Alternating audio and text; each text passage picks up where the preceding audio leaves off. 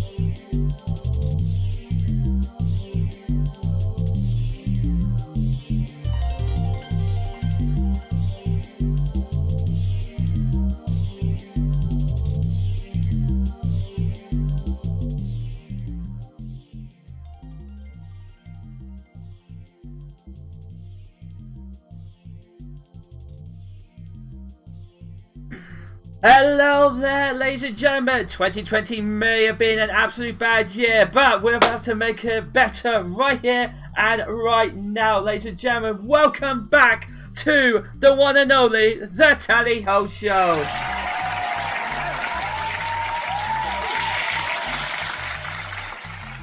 And I hope you guys can hear me as well, and I hope you are all having a fantastic time. And, well, essentially, ladies and gentlemen, yes, we are back after a long year hiatus, because why the hell not? It's been a while, and we just needed the right place at the right time to come back, and why not right now, where, well, let's be honest, it can't get any worse than what it is right now. So, ladies and gentlemen, I hope you guys are enjoying the show. Welcome to Edgehead. We got Edgehead. The random genius. Yep. Stop. Very stupid. I really apologize. I'm just screwing on my words here. You know what? It might just be easier if I just carry on and move on to what's going on. So I hope you guys are enjoying yourself. But as always, ladies and gentlemen, I'm not alone. Joining me today is, of course, the one and only Mr. British Andy. Tally ho. Welcome back to the show, good buddy. It's been a while. Wow, we have a live studio audience with us right now? Oh yeah, the budget really went massive during our last one. I mean, that's what you get for being on a hiatus, right? You save your money. Yeah. Oh yeah, man. Unfortunately, no, that is now our budget gone. The budget skyrocketed. It's like, yeah, because we've been saving it. If we kept going, we would still be on negative 500. So. We're negative 500. We're negative 499 yesterday. Oh wow! Well, we have skyrocketed, haven't we? Edgehead, you're lucky I approved the budget. Well, thank you very much, Edgehead. We really do appreciate it. But Andy, how does it feel to be back? Oh, it feels good. Feels nice. It's been a while. Yeah, I apologize. It was on my end because like I was pretty much doing everything and I was burning myself out. So it's like I just needed some time just to, unburn myself out. But me and James have talked, and because I'm very like with it. I'm like, if I do a project with someone, I'm like, it's okay, I'll do everything. I'll just get it done. But now I'm just like, okay, I'll give you some. I'll do some. It's a healthy compromise. Yeah, but it's also what happened with you, which, to be honest, mate, we're so happy we've got you back as well. But also, I've had a bit of an issue with my job as well, because my job takes me all the way around the world, and unfortunately, when we wanted to redo it, I had to go away. And now it's only taken us till now, due to COVID, where I've actually got confirmation that I'm back in the UK. Can we actually do this again? So, again. Can we do this again? Yes, we can. Ian Random Genius is like, there's a budget? Yeah, of course there's a budget, but don't look too much into our finances, because the bank will probably have questions for us. Mostly to do with that robbery we did a couple of months ago. Don't tell them that, Jesus. They've got no evidence. Also, hello Vic, how are you? It's been a long while. It has been indeed. Also, hello Salem as well. Yeah, I apologise. It was basically, I had the name. It's like, yes, let's say hello there to Salem. Bye. Fuck. I thought you were going to say hello to Cyan. I'm like, wait, what? Oh no, I'm hello not. to Cyan, stowaway. It can't be Cyan. It's got to be Salem. Fair enough. We don't talk about the budget. I had to pull a lot of strings to approve this. Yes, you did. Thank you very much for that. But yes. Andy, more importantly though, how are you, good sir? How are you? It's been a while. Yeah, I'm good. There's been a lot of things that have happened since our last episode, which was way back where. We had Bowser Empire Gaming, or Drew Legend as he's called now. That was who we had as the last guest on back in 2019. Oh my god. In July 2019, yeah. Holy crud! Yeah, a lot of things have changed, happened since then. I had a new job, which was cool, lasted a year, and then I got a new job because I was getting stressed with the other job, and now I'm happy. Well, that's your fault. You're happy now. Yeah, exactly. And now I just came back from a month-long break, and that was much needed from things. And yeah, now I'm just ready to get on and do projects and stuff. More importantly, how the heck are you, James? I am absolutely fantastic. It's been quite a hard year, mostly because I'm classed as high risk because of the whole thing that's happened with COVID. So I haven't actually been able to go out and do my job, so I've been stuck at home. And Because that is why my channel's now picked up quite a lot, because I've had more time now to actually get my channel squared away ready for this. So I'm very happy that I've had this chat as well. And, well, I've also got myself a dog now, and he's a very, very good boy. He's a very good boy. He's a good boy. Who's a good boy? It is! Every morning I get up and go, he's a good boy. He's a good boy. And he's just like, oh Christ, the human's back. As long as he gets food, he is happy. Oh yeah, that's it. That's how pets love you. Feed them, and they'll love you. Exactly. But yeah, had it been for my dog and for streaming, I think I would have gone absolutely insane by now. So, well, more than usual anyway. But it's so good. This is one of the projects I was hoping to get back up. And when you turned around to me and said, do you fancy doing the Tally Ho show again? I was like, yes, let's do it right now. Come on. It's pretty much just like, and do you want to do the stream and have it on your channel? It's like, I'm glad you asked, good sir, because I've got all these ideas. Slam, giant book that just comes on the table. I'm like, I'm prepared for this. Well, I've not actually. Well, maybe done like 2 pages worth. Bang, 2 books version of it. Yeah, your 2 pages is equivalent of 2 books worth. Well, we have to entertain our fellow viewers and our fantastic fans, because you guys are fantastic, especially after a year and a half away. Thank you very much for rejoining us. Random Jesus said, I half listened to that last sentence. I thought those good boy comments were to Andy. No, he is not a good boy at the moment. He is not a good boy. No more good boy, and that is my dog. I feel hurt. I feel very sad. And I'm not a good boy. And normal service has resumed, ladies and gentlemen. So thank you very much for joining us again, ladies and gentlemen. I'll try not to swear, because let's try and make one episode a non-explicit episode. Yeah, that's not gonna happen. That ain't gonna happen, isn't it? Okay, you're a bastard. There you go. Hey! But ladies and gentlemen, thank you very much for joining us today. And before you enjoy the stream, as always, if you're a fan of the British Andy or community part of our community, as always, you must have 1 cup of tea or coffee or a nice brew to enjoy the stream with. So I really hope you have your brew. Do you have your brew, Andy? I have my brew, very much so. Just to let you know as well, a big thank you to everyone that's listening into the podcast. Because we have since evolved. We're now not on SoundCloud or anything else like that. We have jumped on the actual proper podcast bandwagon. Our podcast, we're getting all the early episodes up on it, but they're now on all major audio platforms that you can listen to. Anchor FM is the main hub. You can also listen to our show now on Spotify, iTunes, Overcast, Google Plays, all of the stuff. Like, we've moved up slowly but surely. So you can take me and Andy anywhere in the world, and we'll be talking to you in your ear, whispering all those naughty things that you shouldn't be listening to. Oh God. I wasn't going that way, but you had to go that, didn't you? Yeah, of course I did. Yeah, and now anyone that's listening in from, oh, this looks good, and then hear James go, you can listen to us. Your ear. Shut. Nope, delete,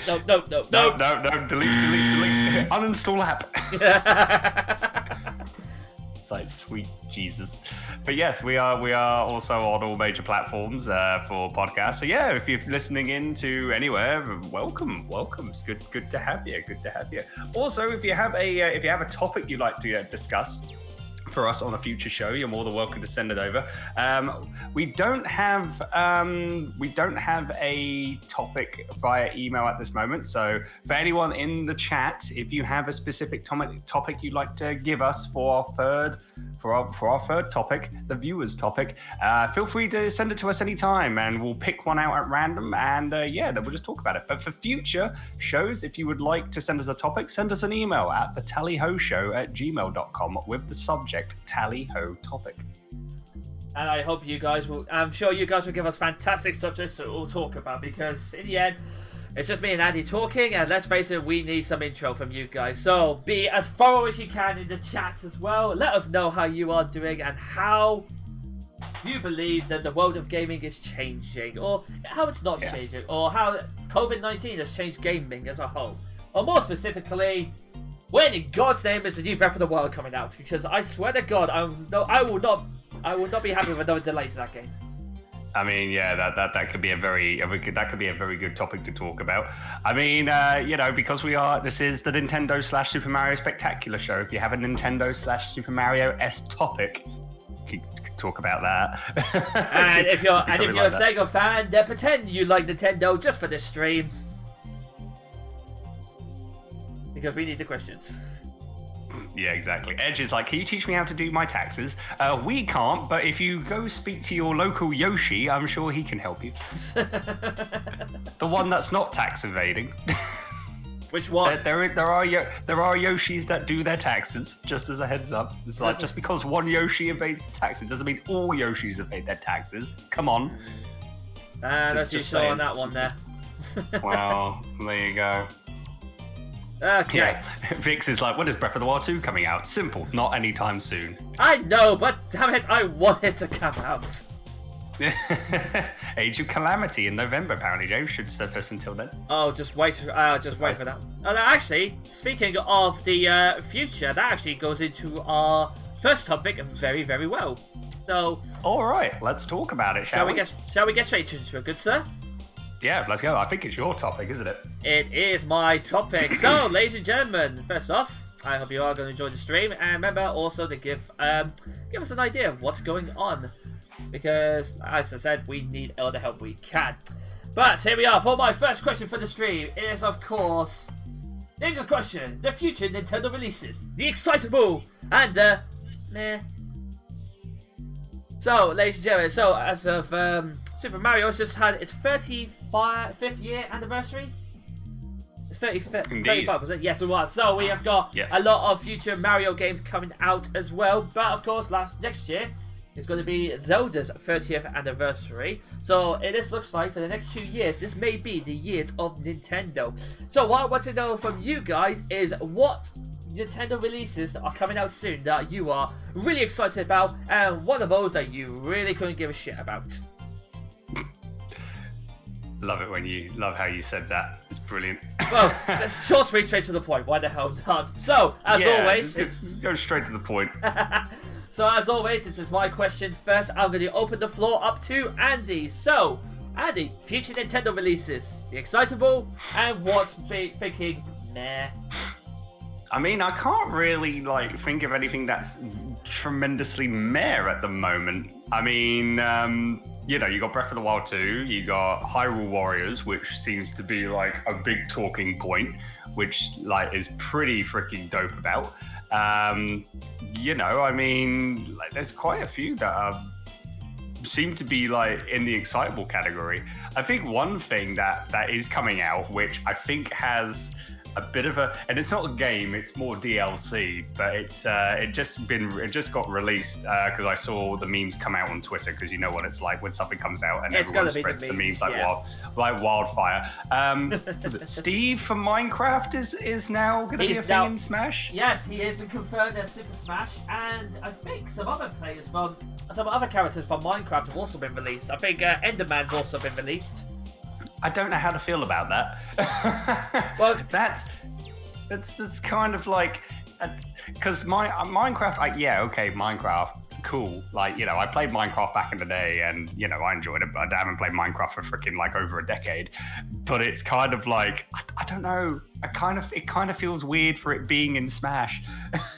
Honestly. Then again, there's a lot of stuff that feels really weird to me. Smash. I mean, Bayonetta is now in Smash. Let's be honest. Oh, Bayonetta at first was a bit what? And but now I'm okay, I kind of like Bayonetta. Oh, take care, Ian. Heading off. Enjoy the rest of they take care of yourself. See you later, Thanks sir. for stopping by, and remember to jump in the podcast. Yeah, Vic says it feels like a wasted slot. I agree. Yeah, it's they could have used the slot better. Yeah. That's what I'm thinking. They could have used it Sora from Kingdom Hearts. A lot of people. If they announced Sora from Kingdom Hearts, everyone would have flipped their stuff.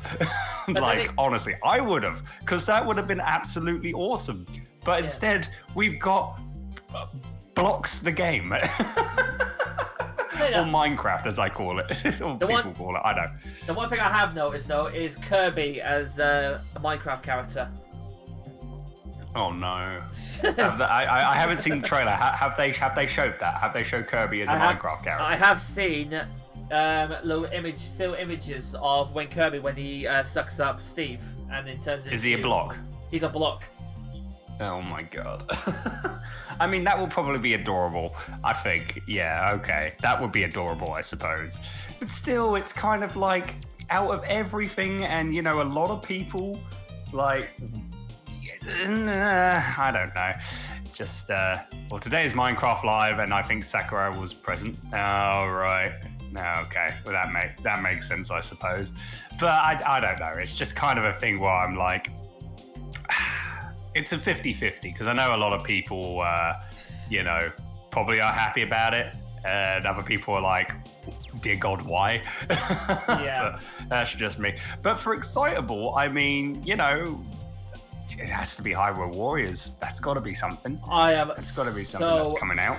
I am so happy Hyrule Warriors is coming out. I haven't actually played the first Hyrule Warriors, but the fact that they set it in the 100 years battle, the 100-year battle before Breath of the Wild, has just completely changed my idea. Because I saw it to begin with, and I thought, okay, so another Hyrule Warriors game. So I suppose that's alright. Don't know what they're going to make different of it. I think you're ready to hear what happened 100 years ago. And now you have my attention. Do go on. Yeah, exactly, yeah. Because that's one thing where it's like they're bringing that as canon, as like story to it, which I kind of like, okay, that's interesting. I think we all like to hear the story of what happened with that 100-year war, and then it's like after that it's like, okay, now you know the story, let's move on to the sequel of Breath of the Wild. I mean, and then you can just go through that. I mean, it's a good distraction. I'll give him that though. We have to delay Breath of the Wild. How do we stop everyone from getting annoyed at us? Let's tell them what happened 100 years ago. Bob, you're a genius. Gotta love Bob at Nintendo. Yeah. If there is a Bob at Nintendo, just to let you know, we love you. Thank you very much, good sir. We appreciate you. Marvelous. One other game that I'm actually interested in as well, which is a remake, Super Mario 3D World Deluxe. Oh yeah. From coming out from the Wii U, because I've heard that it's going to include online co-op with the game. Yeah, so with Mario 3D World, you can play up to 4 players, but it's offline co-op, so it's local. So you can play one person's Mario, one person's Luigi, one person's Peach, one person's Toad. Go off on an adventure and kick Bowser's rear Koopa behind. But this time on the Switch, they're including online, so you can play with your friends online. And I like that because it's like, pandemic. We don't know. I mean, it's coming out February next year. We don't know if the lockdown's still going to be happening in February. God, I hope not.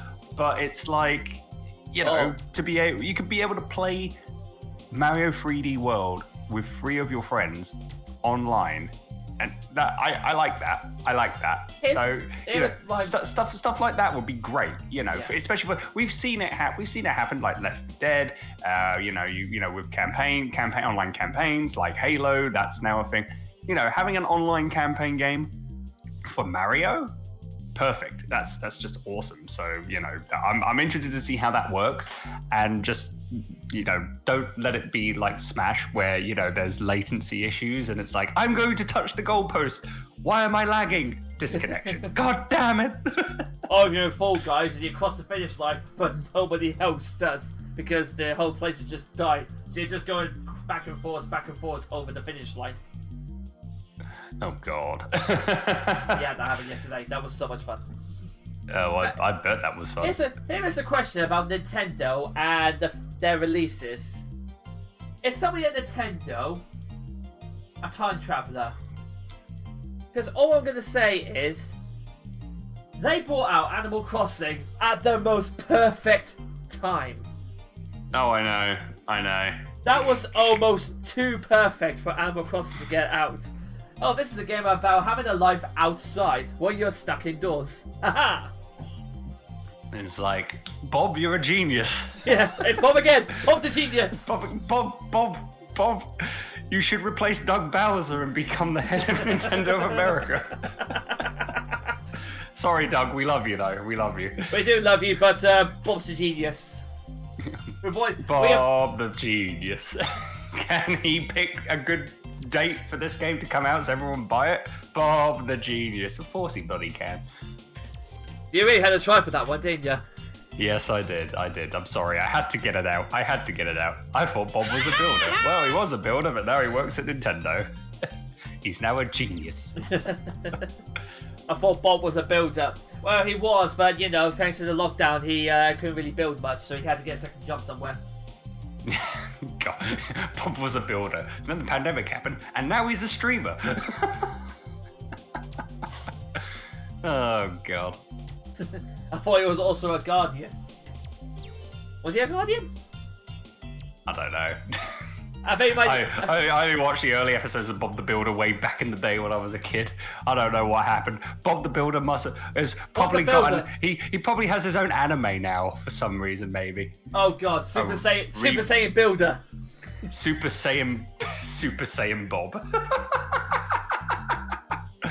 Oh God, reboot Bob. Oh Jesus Christ.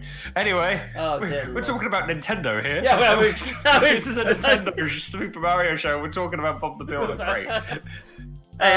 Don't say good to be back. Yeah, don't say we just stick to one topic. We will go, instead of going A to B in a nice straight line, we go to A to B and then we take 5 flights, 6 car journeys, 2 transportation trains, and then we get to the point. Exactly. That's just how you do it. And that's why we love doing the Tally Ho Show, ladies and gentlemen. Indeed. Yeah, James. Yeah, what about you? What any other games that tickle your interest? Hyrule Warriors is the main one that I'm looking forward to. So happy that that's come back out now. There was also something else that caught my eye. The Mario Kart Live. Now, yes. For those of you who don't know about it, Mario Kart Live is essentially you buy an actual remote-controlled Mario Kart.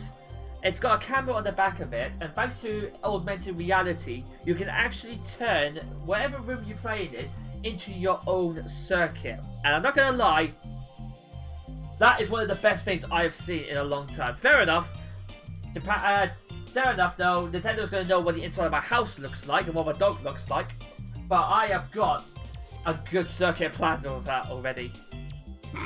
I had a feeling that when this came out, I figured James is probably keep making like the next Formula One circuit in his house. Bitch, I am going to design like ramps for the car to jump over. Good God. You mean Matrix addiction Fall Guys? Oh no, don't tell me Matrix now got an addiction to Fall Guys. First Splatoon and now Fall Guys. Oh God, poor guy. But yeah, I mean, like that. I mean, that had a bit of a mixed reaction. I mean, for me, it's exciting because for kids, it's great because it's something for them to enjoy with, and you know, it's a way to get the new generation to play games. I like it. I think it's a good concept. There's a lot of people that are going to be like, "Oh my God, it's not a real video game." It's just like, oh, hush. Who cares if it's a real video game? The whole point of it is to have fun. Exactly. That is why I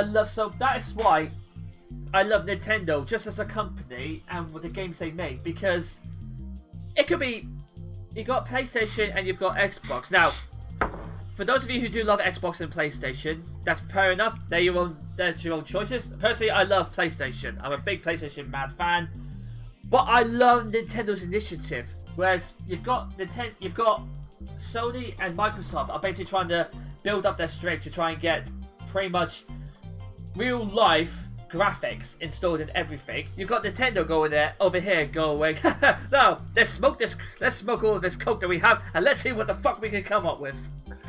Smoke all this coke. Because I'm sorry, but I mean, the PlayStation 4 got released. It had like next gen graphics. Xbox released everything. It was for next gen graphics. What does Nintendo do? Think about. Well, should we go for next gen graphics? Nah, let's make a fucking tablet that you can stick into your TV. And that is why I love Nintendo, because they come up with a lot of concepts that you think that shouldn't work, but it does. It does. And I think this Mario Kart Live thing is another proof of that, really. Because I love me. We both love Mario Kart so much, even though I do kick your ass all the times. So I just thought, hang on, hold on. Not all the time.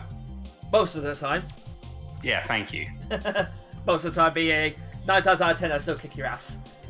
But at the you can't see this. I'm flipping off. Oh, well, shame. Yeah. But it's just what they do is just incredible, and they can come up with lots of ideas like that. And I think that's why every time Nintendo have a new release, I'm so looking forward to it, because they're trying to think outside the box. And I think that's what, if PlayStation and Xbox had a way to do that, I think they could really just overtake Nintendo and go full blown, just a two-way war between them. But because Nintendo come out with all these great ideas, Mario Kart Live, the Hyrule Warriors, the whole concept of the Switch, and now they're bringing back out Pokemon Snap as well, which I remember they're bringing that back again. I'm just looking forward to what they've got planned. I'm looking forward to Pokemon Snap. That looks, I played that on in the N64 way back in the day, and I'm just like, oh, it was such a good game. It's just like one of those games where it's like so peaceful and relaxing. You can just be like, just chill, just relax, just take a picture. Take a picture of the Pikachu on the surfboard. Come on, you know you want to. Yeah, it's like, where you're throwing apples at him to try and get to the surfboard, like, get there, come on. That's the stressful part. You're having a good time taking pictures of Pokemon, and then Professor Oak's like, well, I want you to take a picture of a Pikachu on a surfboard. I'm like, okay, that's going to be simple. It's like, okay, Pikachu, here's some apples, just get to the surfboard. 3 hours later, get on the surfboard, you bastard. I swear to God, Pikachu, if you don't eat those apples, I will shove that apple down your throat and then put you on the surfboard myself. I will get out of this shit, damn it. No, I'll do it even better. It's like, if you don't get on that surfboard, I'm going to grab that apple, shine it up real nice, turn it sideways, and stick it straight up your candy ass. That's what I do.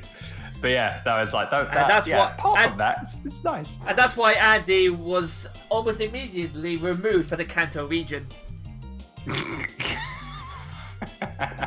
Yeah, sorry. Yeah, it's okay. I'm in Johto now. It's much better. So, anyway, but yeah, I don't give a shit about your Kanto. I'll go to Johto and make my own fun. Yeah, exactly. But yeah, no, I mean, it's like Pokemon Snap's something I'm looking forward to seeing as well. One game which was, I mean, it got released already, but it's pretty exciting to see, was Mario 3D All Stars. That's pretty cool. That was a pretty excitable thing. Which I'm looking forward to playing, especially Sunshine. It's been a while since I played Sunshine. But yeah, no, it's just like seeing, Breath of the, like, Zelda, Pokemon, Mario, like all these games. Like it's exciting. I mean, again, the only meh thing I can think of is just Steve from Minecraft being on Smash. That's not really something that I'm not really wanting, but I don't know. That's just the only thing. So essentially, the announcement came out, and you're like, oh, okay then. Wasn't really expecting that, and we don't give a damn. That's the sort of thing. What you thinking of, was it? Yeah, pretty much. That's the only thing. The one thing I'm still looking forward to, damn it, and I know like there was concept art of the logo, and we haven't heard anything since, but damn it, I want it to be real, is the freaking Star Fox Grand Prix. That's the one thing. What was it, like 2 years? 2 years when we leaked it was like a leaked picture of like the logo saying Star Fox Grand Prix, and I'm just like, for God's sake, please let that be real, because that would be great. And then we haven't heard anything back since. I'm just like, every time I'm looking at a Nintendo Direct, I'm just like, please Star Fox, and there's still nothing. It's like, Go on, give me the Star Fox, give me that Star Fox, I want my Star Fox. That's all I want. I'm still hoping that's, and yeah, Edge is like still waiting on Bayonetta 3. Yeah, that's a thing as well that everyone's excited about, and I'm looking forward to, is when Bayonetta 3 becomes a thing on the Switch. So, that would be pretty cool. That's going to be that.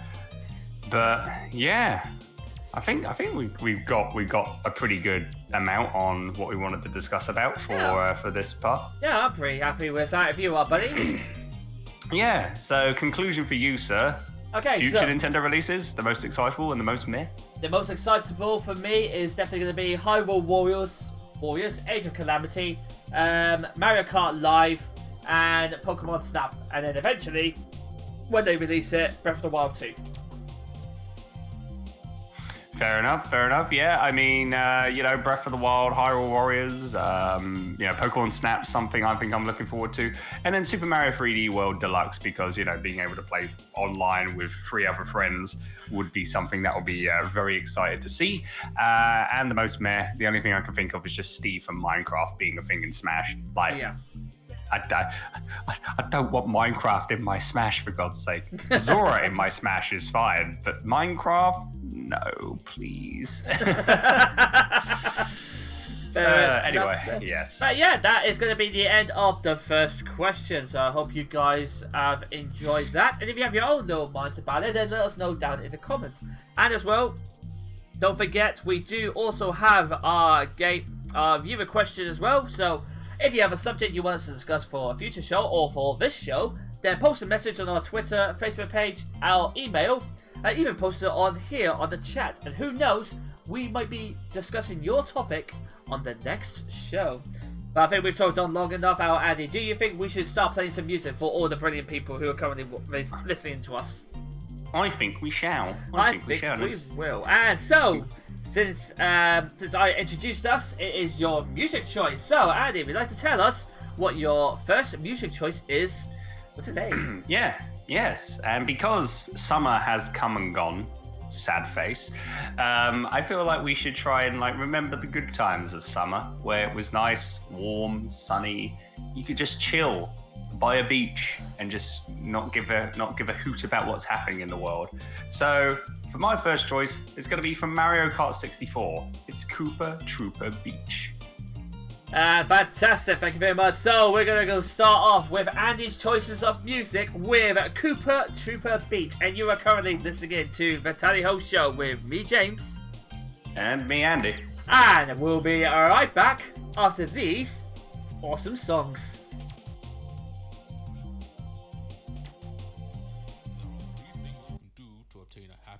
Healthy life.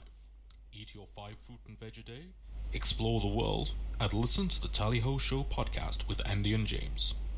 The first 2 are optional.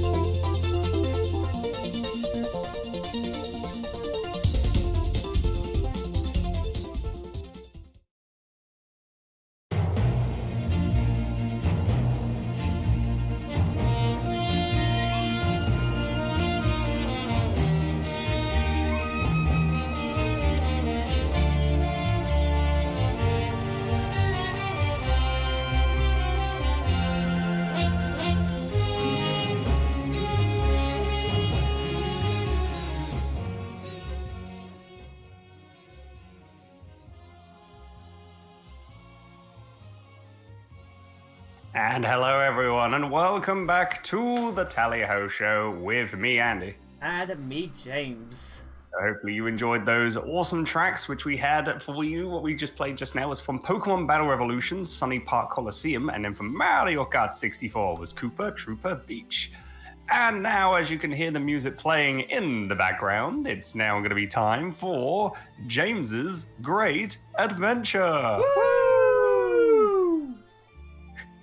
And apparently, as per in our Google Doc, James has put down this time, it's personal. Attention, we are being followed. So, Shall I dispatch the welcome drones? Oh, damn, it's personal.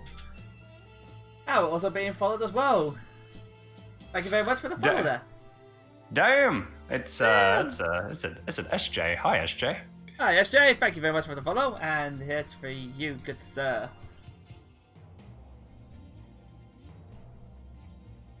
That's perfect. That.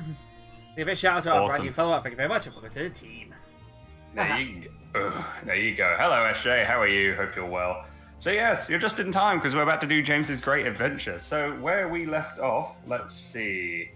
I think this is the page. This is the page from where. Yes. So when we left off on here, I'm trying to see where he went. Yes, you did this, didn't you? Can't just start brand new as well if needs be, buddy. Well, I mean, you know, we're fine. We're fine for people listening into the podcast. You know, they won't know we had a hiatus. Well, they will, but it's because we said it. Yeah. It's kind of just like, oh, cool. There's episode 14. Oh, episode 15 came out a couple days later. Hi, we had like a year-long hiatus. What? I'm sorry, you did what? I'm sorry, what? Confusing. But yes, so here we go. We've got, that's what James's adventure is, Space and Beyond, where he travels as he's James, as we all know him, James Snow, the bastard of the galaxy. Yes, we again, good sir. All right. So yes, anyone new that's listening, and this is what we do for season 2.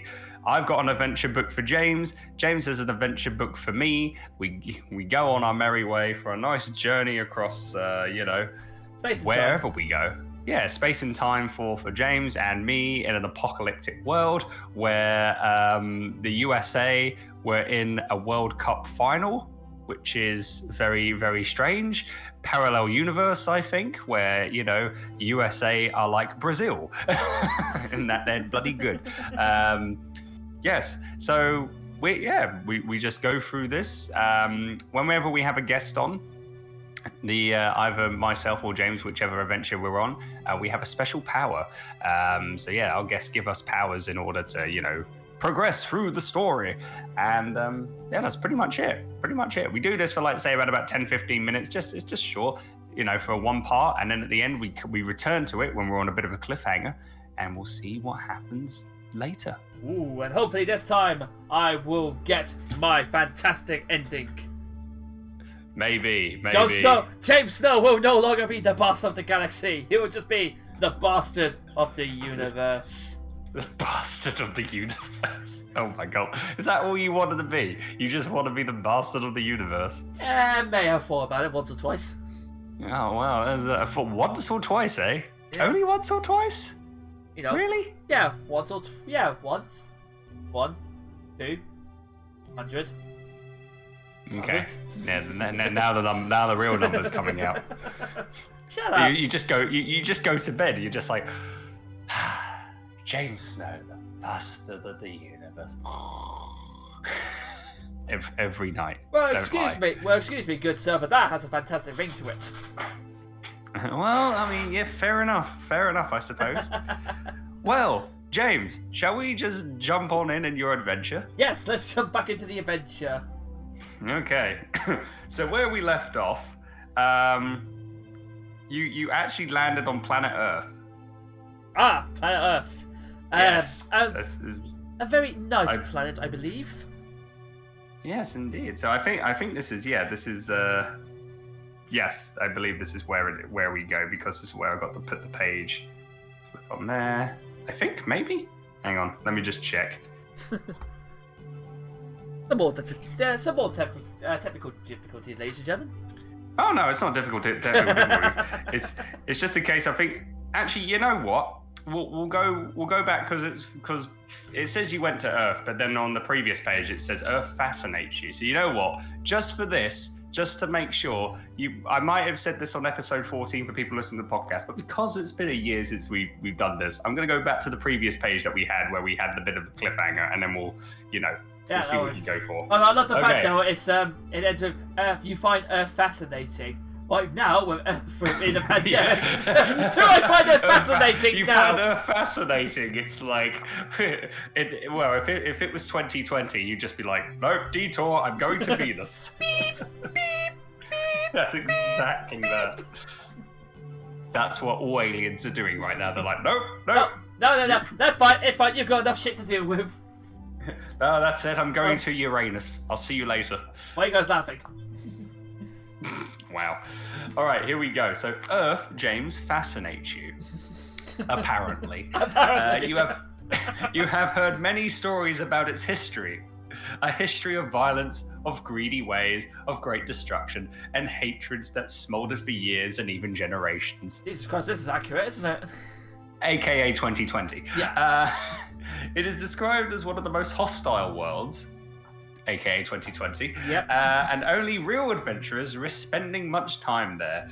There are those Earth people who, in spite of all the violence, design great societies benefiting all Earthlings. It certainly is a mixed picture. Maybe you should stay. So you transfer to Earth life systems by programming your biocomputer to accommodate for Earth atmosphere, language, and food intake. Yeah, the food intake, you'll probably die within like 30 seconds. If there's no Pringles, I ain't interested. What is this thing that is called McDonald's? Big Mac? That sounds interesting. What is this supersize me you talk about 3 days later? How did he die? Overdose. Overdose on what? Something called McDonald's chicken. No, just like, this food is scrumptious. 30 minutes later, the pain in my heart lower regions. It is sharp. It is excruciating. I think I'm dying. That's just. Did you have McDonald's? I did. That happens all the time. It's okay. I think You'll be fine. I think I might be dying. Well, then stop eating. You can sod off. Oh. Jesus.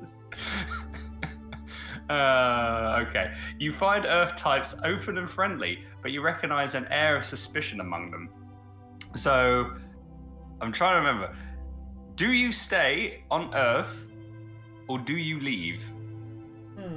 Well, considering what's happening at the moment, I am going to back that shit up and go back.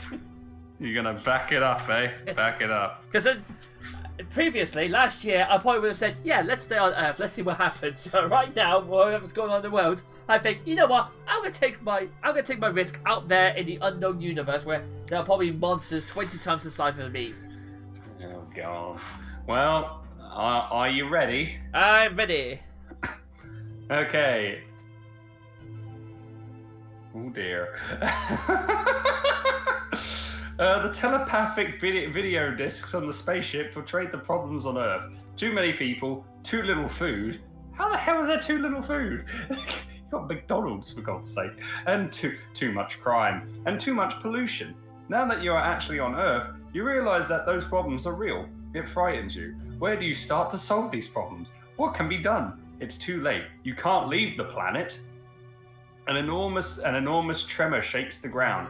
Earthquakes and tidal waves destroy cities. The cause is unknown, but people suspect that several nuclear explosions are at fault.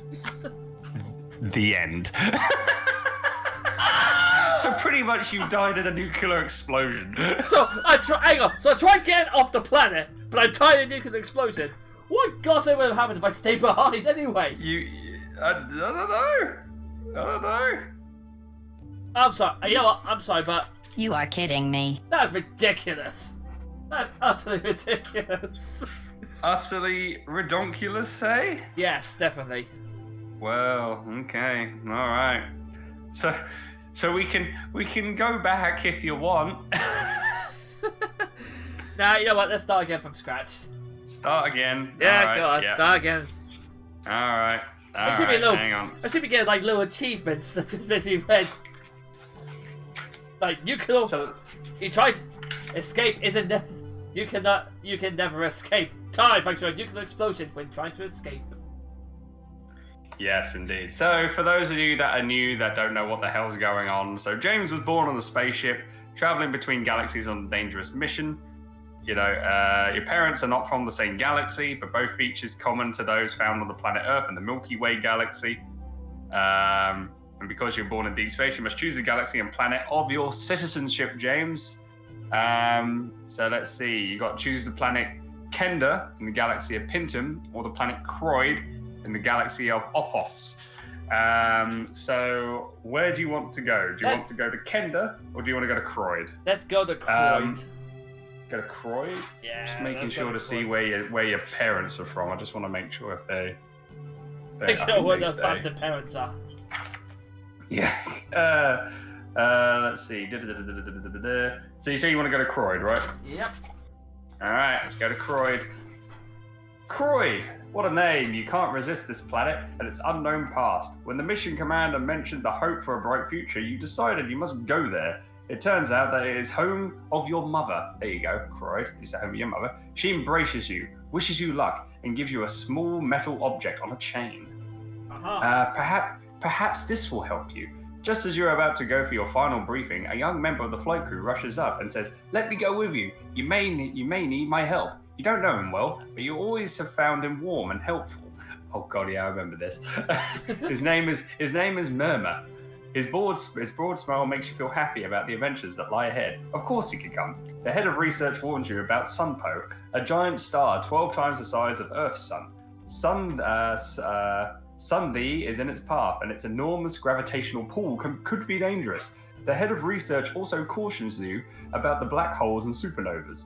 He tells you that if you want to delay your departure and go through the Space Academy, it may make your chances of a success much better. So do you want to go to Space Academy, or do you want to go to Croyd? Now, I think if I recall... I went to Space Academy, and it basically You went to Space Academy and said... He's like, actually, sod that, I'm going to be a professional pilot. And then that was it. Yeah. So let's you got that ending already. Yeah, so let's go to Croyd. You want to go to Croyd? All right, yeah, we're going to Croyd. We're going to Croyd. Actually, I got a notification. Yeah, I got a notification on the PS4 app. Crash Bandicoot 4, It's About Time, is out now. Just as a heads up. I want that so badly. Yeah, I'll get it. I'll get it at some point. All right.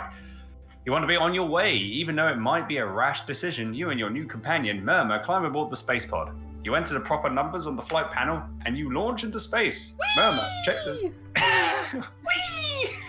That's it. You don't hear the rockets. The rockets they just sound whee. That's all it is. No dramatic engine sounds, just whee. No, that is it. My wee is basically drowning out the rest of the ship. God. Murmur, check the stabilizers. We seem to be spinning a bit. Okay, will do. Just then you realize from the computer screen that your flight path is close to a black hole. The danger is that once near the gravitational field of the black hole, you will never escape.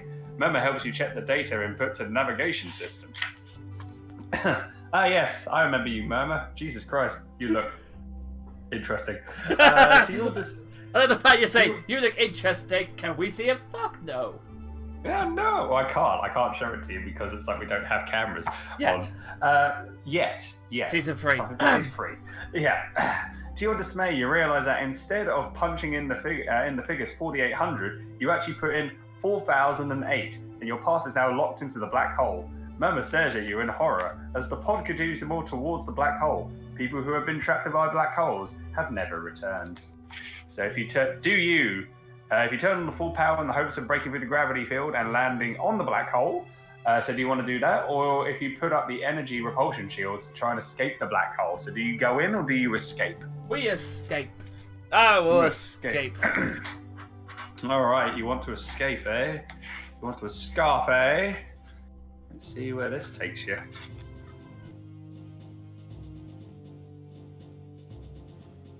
Oh, yeah. Don't give up. Try everything we can. Quick, put up the engine repulsion shields. It's Murmur talking. He is 2 years older and has travelled widely in space. What do you think? What do you think will happen to us, Member? One never knows. One never knows, he replies. With a shudder, the pod is suddenly grasped by the gravitational field, and you find yourself hurtling into a tunnel-like void. A black hole might seem black to the observer from outside because no light can possibly escape its gravitational field. But all the light and the energy is contained within this space. The tunnel is brilliantly lit. But, strangely, the intense light does not hurt your eyes. Suddenly, you are in a giant room. No, it is not a room. It's actually the interior of the black hole. It's a gigantic prism, thousands of miles across, a world unto itself.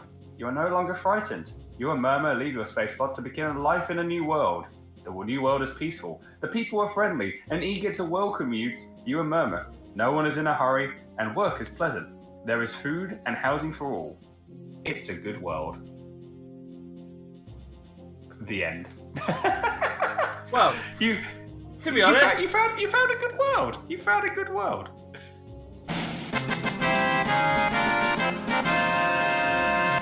I'm more than happy with that. That is a victory and a half. I saw what you did. I just heard it. Yeah, so there you go. There you go. So, I mean, we how long have we been going for with this? I think it's been like 15, 20 minutes now? Have we? Really? It's been that? Bloody hell. That was good. So what we could do is, if you want, we could go back to that black hole part and take the next route if you want, and then have it as a cliffhanger and then find out what happens on the next part at the end of the show. Or do you want to go back to the beginning? Nah, let's do the black hole bit, because I think that's quite funny. Okay, so do you want to leave it off here with a cliffhanger and find out what happens if you decide to go into... Actually, let me check what happens in the black hole. I feel like we might have done this one. I'm not too sure. Actually, do you want to go? Do you want to go in the black hole now? Yeah, go on. Let's go for the black hole. Charge! Are you sure? Yes. Final answer? Final answer. Do you want to phone a friend? I will kill you if he does send me to that black hole. You were never heard from again. The end. God damn it. That's it. I just looked them up. Let me just double check. Oh. That is literally what it's a full page. It is one full page with just you are never heard from again, the end, and everything else is blank. That's freaking genius. I love it. I love it. Alright, so we'll start again then, aren't we? So yeah, part 6 at the end. We're doing it again. You're gonna have to pick if you want to go to Kenda or if you want to go to Croyd again. So okay. Yes. So enjoy this. Enjoy that. Oh, that was I'll have good to fun. get. I think what I'm gonna have to do is for the next episode 17, I'm gonna have to find a new adventure book for you, just so we can have something fresh. I think. I think that'll be an idea. That'd be good fun. Yeah. Well, there we go, guys. There we go, indeed. So, James got 3 endings in one setting. Holy crud, that's amazing. Also, a very, very short book. You died! Ha Fuck you! That's literally what it said. Exactly that. You died. Lol. You died. Lol. You died. That's exactly what happened. You died. Are you getting bored of this? Because I am. You died. You died. Yeah, pretty much that. Goodness gracious. All right. So I think that's it. Oh, so since we've had a great adventure, it's time for the next batch of music, and this time it is mine. I do believe. Oh yes. Yes, it is indeed. It is indeed. What are we starting off next, or do you want to keep it a surprise? Well, you know what? I'm going to keep it as a surprise to the next one because the jingle we've got is quite good for it. Yeah, I mean, no one else might find it funny, but it's fucking hilarious to both of us. People in the UK, any Brits listening in, you'll appreciate this. Everyone else around the world will probably be like, what? What the hell are you talking about, guys? What the hell are we talking about? And hopefully the British listeners will get a kick out of this jingle. So this is what happens when our minds think alike. You know, it's crazy stuff happens. It's a wee bit terrifying, yeah. Okay, yeah. So we are gonna go jump into my batch of music. So I hope you guys thoroughly enjoy it. And remember, ladies and gentlemen, that we are still awaiting our next question from you guys. So if you have a question that you think, you know what, I would like to answer that question, then be sure to give us a topic either on here, on our Facebook, Twitter pages, or on the Tally Ho Show email at thetallyhoshow@gmail.com, and give us a topic, because for all you know, we might be discussing your topic at the end of this show.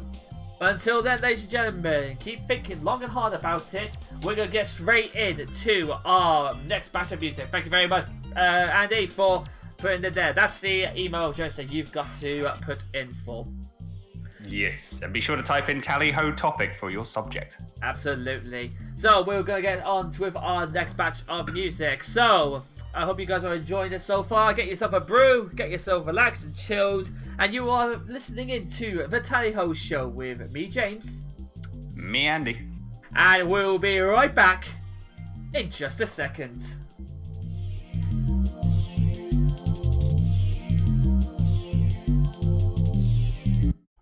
Ho Show with Andy and James, famously quoted by Divine Beast Van Naboris Johnson. Personally, I prefer Dwayne The Rock Johnson myself. It's oven ready. Put it in the microwave.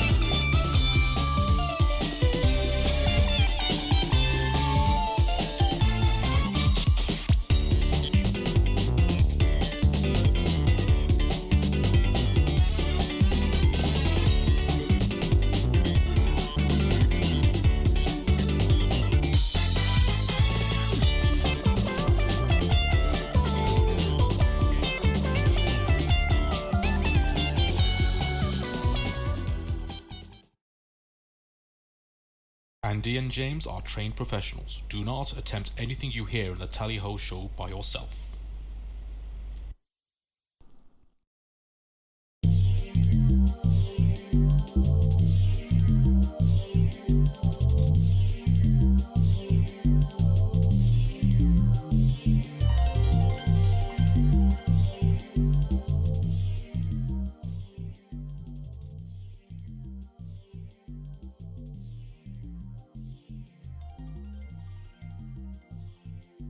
And we are back, ladies and gentlemen. Hope you guys enjoyed that. So, what we had previously was, as always, thank you for the introduction by Prime Minister Boris Johnson. It was, of course, the sorry, I was on the throat then. It was Divine Beast Naboris battle from Legend of Zelda: The Breath of the Wild, and we had the Dream Ski Chase from Mario and Sonic at the Olympic Winter Games. Both games fantastic, one of my favourite ones of all time, and I cannot wait to get back and replay them. But ladies and gentlemen, we are going to now move on because it's now time for Andy's one. So let's go back straight to the show. Are you there, good sir? Yes, I am here. Hello. Hello there. So, we've had my question, which was future Nintendo releases, excitable and the meh. It is now time for Andy's one. So, Andy, what is your question for today? Yeah, well, as we know, it's Super Mario's 35th anniversary this year, which is bloody amazing, and roll on to another 35 years of the greatest plumber in the history of plumbing and gaming. So, because it is, and, this is a Nintendo / Super Mario Spectacular show special, why don't we talk about Mario? So for my topic, it's Super Mario. The good, the bad, and the Mamma Mia! Exactly. I had to just listen to that on your end of the stream before. No regrets. No regrets. So yes, there you go. Let's talk about the good things, the bad things, and the Mamma Mia's, like the oh my gosh, what the hell have you done with Mario? What are you doing with this franchise? I've got a couple in my head, but let's start off with James. What are your memories? Good memories, bad memories, Mamma Mia memories? So, I absolutely adore Mario. I remember playing it remember when it first came out on the SNES. Well, I didn't really play on SNES, I just remember that's where it came out on. But what I definitely remember playing it was on Super Mario 64 on the Nintendo DS. And that is still, to this day, holds up as one of the best games of all time. And even better, when they released the 35-year anniversary special of 64 Sunshine and Galaxy, which I've actually got the game cartridge now for that, so I am very looking forward to playing all of them. I'm currently in the middle of doing 64 again, but I want to play them all in order. But yeah, that was definitely a good time. And Mario Kart Wii, that got me into the Mario Kart series just as a whole. Not the Nintendo 64 version, I never got a chance to play it, but Mario Kart Wii was just fantastic for me. It was one of my favourite games playing it. And it was also my uncle, I distinctly remember this, my uncle used to have a go at me all the time, and basically mocking me, thinking that he could beat me in Mario Kart 64. So what I did is I got the copy of Mario Kart Wii, sorry, not 64. I got the copy of Mario Kart Wii, and I trained relentlessly on it. And I did what I could to try and beat him. And the track I always had was Rainbow Road on Mario Kart Wii. That was my training track, and I'm not ashamed to admit it. And I finally beat him, and it shut him up for a good 20 seconds. But for those 20 seconds, he knew who his victor was. And I had that proud, glorious glow of being better than him. Gotta love it when that happens, when you got to beat family members and stuff. Yeah. Especially when they become cocky so and so's. Oh, absolutely! It just makes it that extra bit special. Ooh, that extra bit spicy. Yeah. And Yeah, I just remember that was one of my best times of playing it. The bad, however, I can't think of a distinctly bad Mario Kart game, but I think it's actually Mario Kart 3D Land. I think not necessarily a bad one. It was just I don't know. I just seem to have I just lost interest in it halfway through the game. Oh, it didn't actually... You mean Super Mario 3D Land? Yeah, Super Mario 3D Land. Sorry. And... Okay, you said Mario Kart. I'm like, wait, there was a Mario Kart 3D Land game? No, sorry. I'm still thinking about the previous one. No, always all good. All sorry good. about that. I think Salem's fun now as well. He's got the eyes going. The fuck are you saying, James? And Salem's just like, mm-hmm. But yeah, Super Mario 3D Land, I just really couldn't get into. I did try on a couple of occasions, but I got halfway through it and I just didn't really. I didn't really want to. I didn't keep getting drawn back to it, I guess. And I think that was just maybe that's what. I don't know. Maybe I'll pick it up again one day, but until then, it's not really on my to-do list, I guess. And finally, the Mamma Mia has got to be either the Super Mario Kart Live or Super Mario Bros. 35. And Really? This goes back. Really? 35? That just came out not too long ago. I haven't even played it. I'm planning on playing it soon. I want to play it mostly because of all the battle royales I've seen: Fall Guys, Fortnite, PUBG, Tetris. How the hell did you make a Mario version of a battle royale? I mean, I've seen streams of it. It looks interesting. Like I see the concept of what you got to do. Pretty much, it's like you're against 34 other players, and when you hit an enemy, that enemy, whichever player you're selecting to attack, those enemies will jump into that player's game, and pretty much they've got to attack those enemies. So that someone could get swarmed with enemies and then get knocked out. Again, that's exactly what I mean, though. Who came up with the idea of a battle royale Mario, Super Mario Brothers game? Right, so how do we make this? I got an idea. When they die, all the bad guys go to that person's counter. Is that going to make it harder for them? Exactly. I mean, was that Bob's doing, or was that Greg's doing? I mean, Greg, Greg's an kind asshole. of is a hit and miss. Greg's an asshole. I don't like him. Oh, Greg's an asshole. Wow. He never comes up with He never comes up with the best ideas. That was definitely not a Greg. That's more of a Bob. Whoever did come up with it, A-star game. I mean, I think Salem likes it. That's why it was. Have you played it, Salem? Don't know. But I've seen it. It looks interesting. And the thing is as well, like sometimes when you go into worlds, when you complete a level, it randomly selects a level. So I think at the beginning you go to it's World 1-1. Yeah. You go to World 1-2, and then sometimes it then like rotates. So it's like now you go to you're in World 1-2, now you're in World 3-3, and you just keep going back and forth until eventually you eventually become number one. I'm going to be trying it soon, like maybe November. I'll give it a try. Yeah. I just hope. Can this be? I've got some hope for it. Mainly because I hope it's a good game and I can enjoy it. But also, can this be a battle royale game that I can finally effing win? I can't win. Even freaking I can't win Fall Guys. I've still got no freaking crown. I'm not saying that, like... Fall. I will admit it. Your Fall Guys won. You should have got a crown for that. I know that one moment. Don't believe it. Utterly insane. Okay. Utterly insane. Will it make you? Yeah. Does it make you feel horrible, Andy, knowing that I've got more crowns than you? Just stop. By one, though, if it helps. Just stop. All right. God damn. Don't want to know that. Salem's going, no, but I have been watching it and I want it whenever I get a Switch. At least you made it to more finals than I did. I've made it to exactly 3. I've forgotten how many finals I've made it to. Forgotten as well how many finals, but it's always either a really bad one, like the hexagon ones, I can't fucking do. Yeah, hexagons, pretty bad. Anyway, moving on. But actually, here's a question though.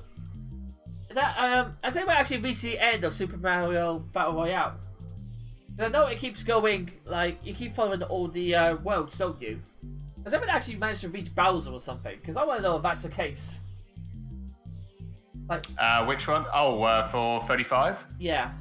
Does it keep I going until don't you know. reach- I don't think. I don't know if anyone's got through. Oh, I've seen Bowser. Oh yeah, no, you can. You if you beat Bowser in any of the boss levels, you can bring Bowser into someone else's level, regardless of someone else's game, regardless of which level. So I've seen Bowser appear in World 1-2 at the end. Yeah, so it can happen, and it's kind of just like OMG. But I'm surprised that you think of that as a Mamma Mia. Really? I really am. Yeah, I'm surprised. Like, well, what do you think I was going to go for? I think it's a good concept. I know. And It's not a case of it's bad. I'm not saying at all that the Mamma Mia bit is bad. It's just I think the Mamma Mia bit for me was just, it's more of a shock, because it came out of the fucking blue when they did I can imagine, like, when they say Mario Kart, fair enough. The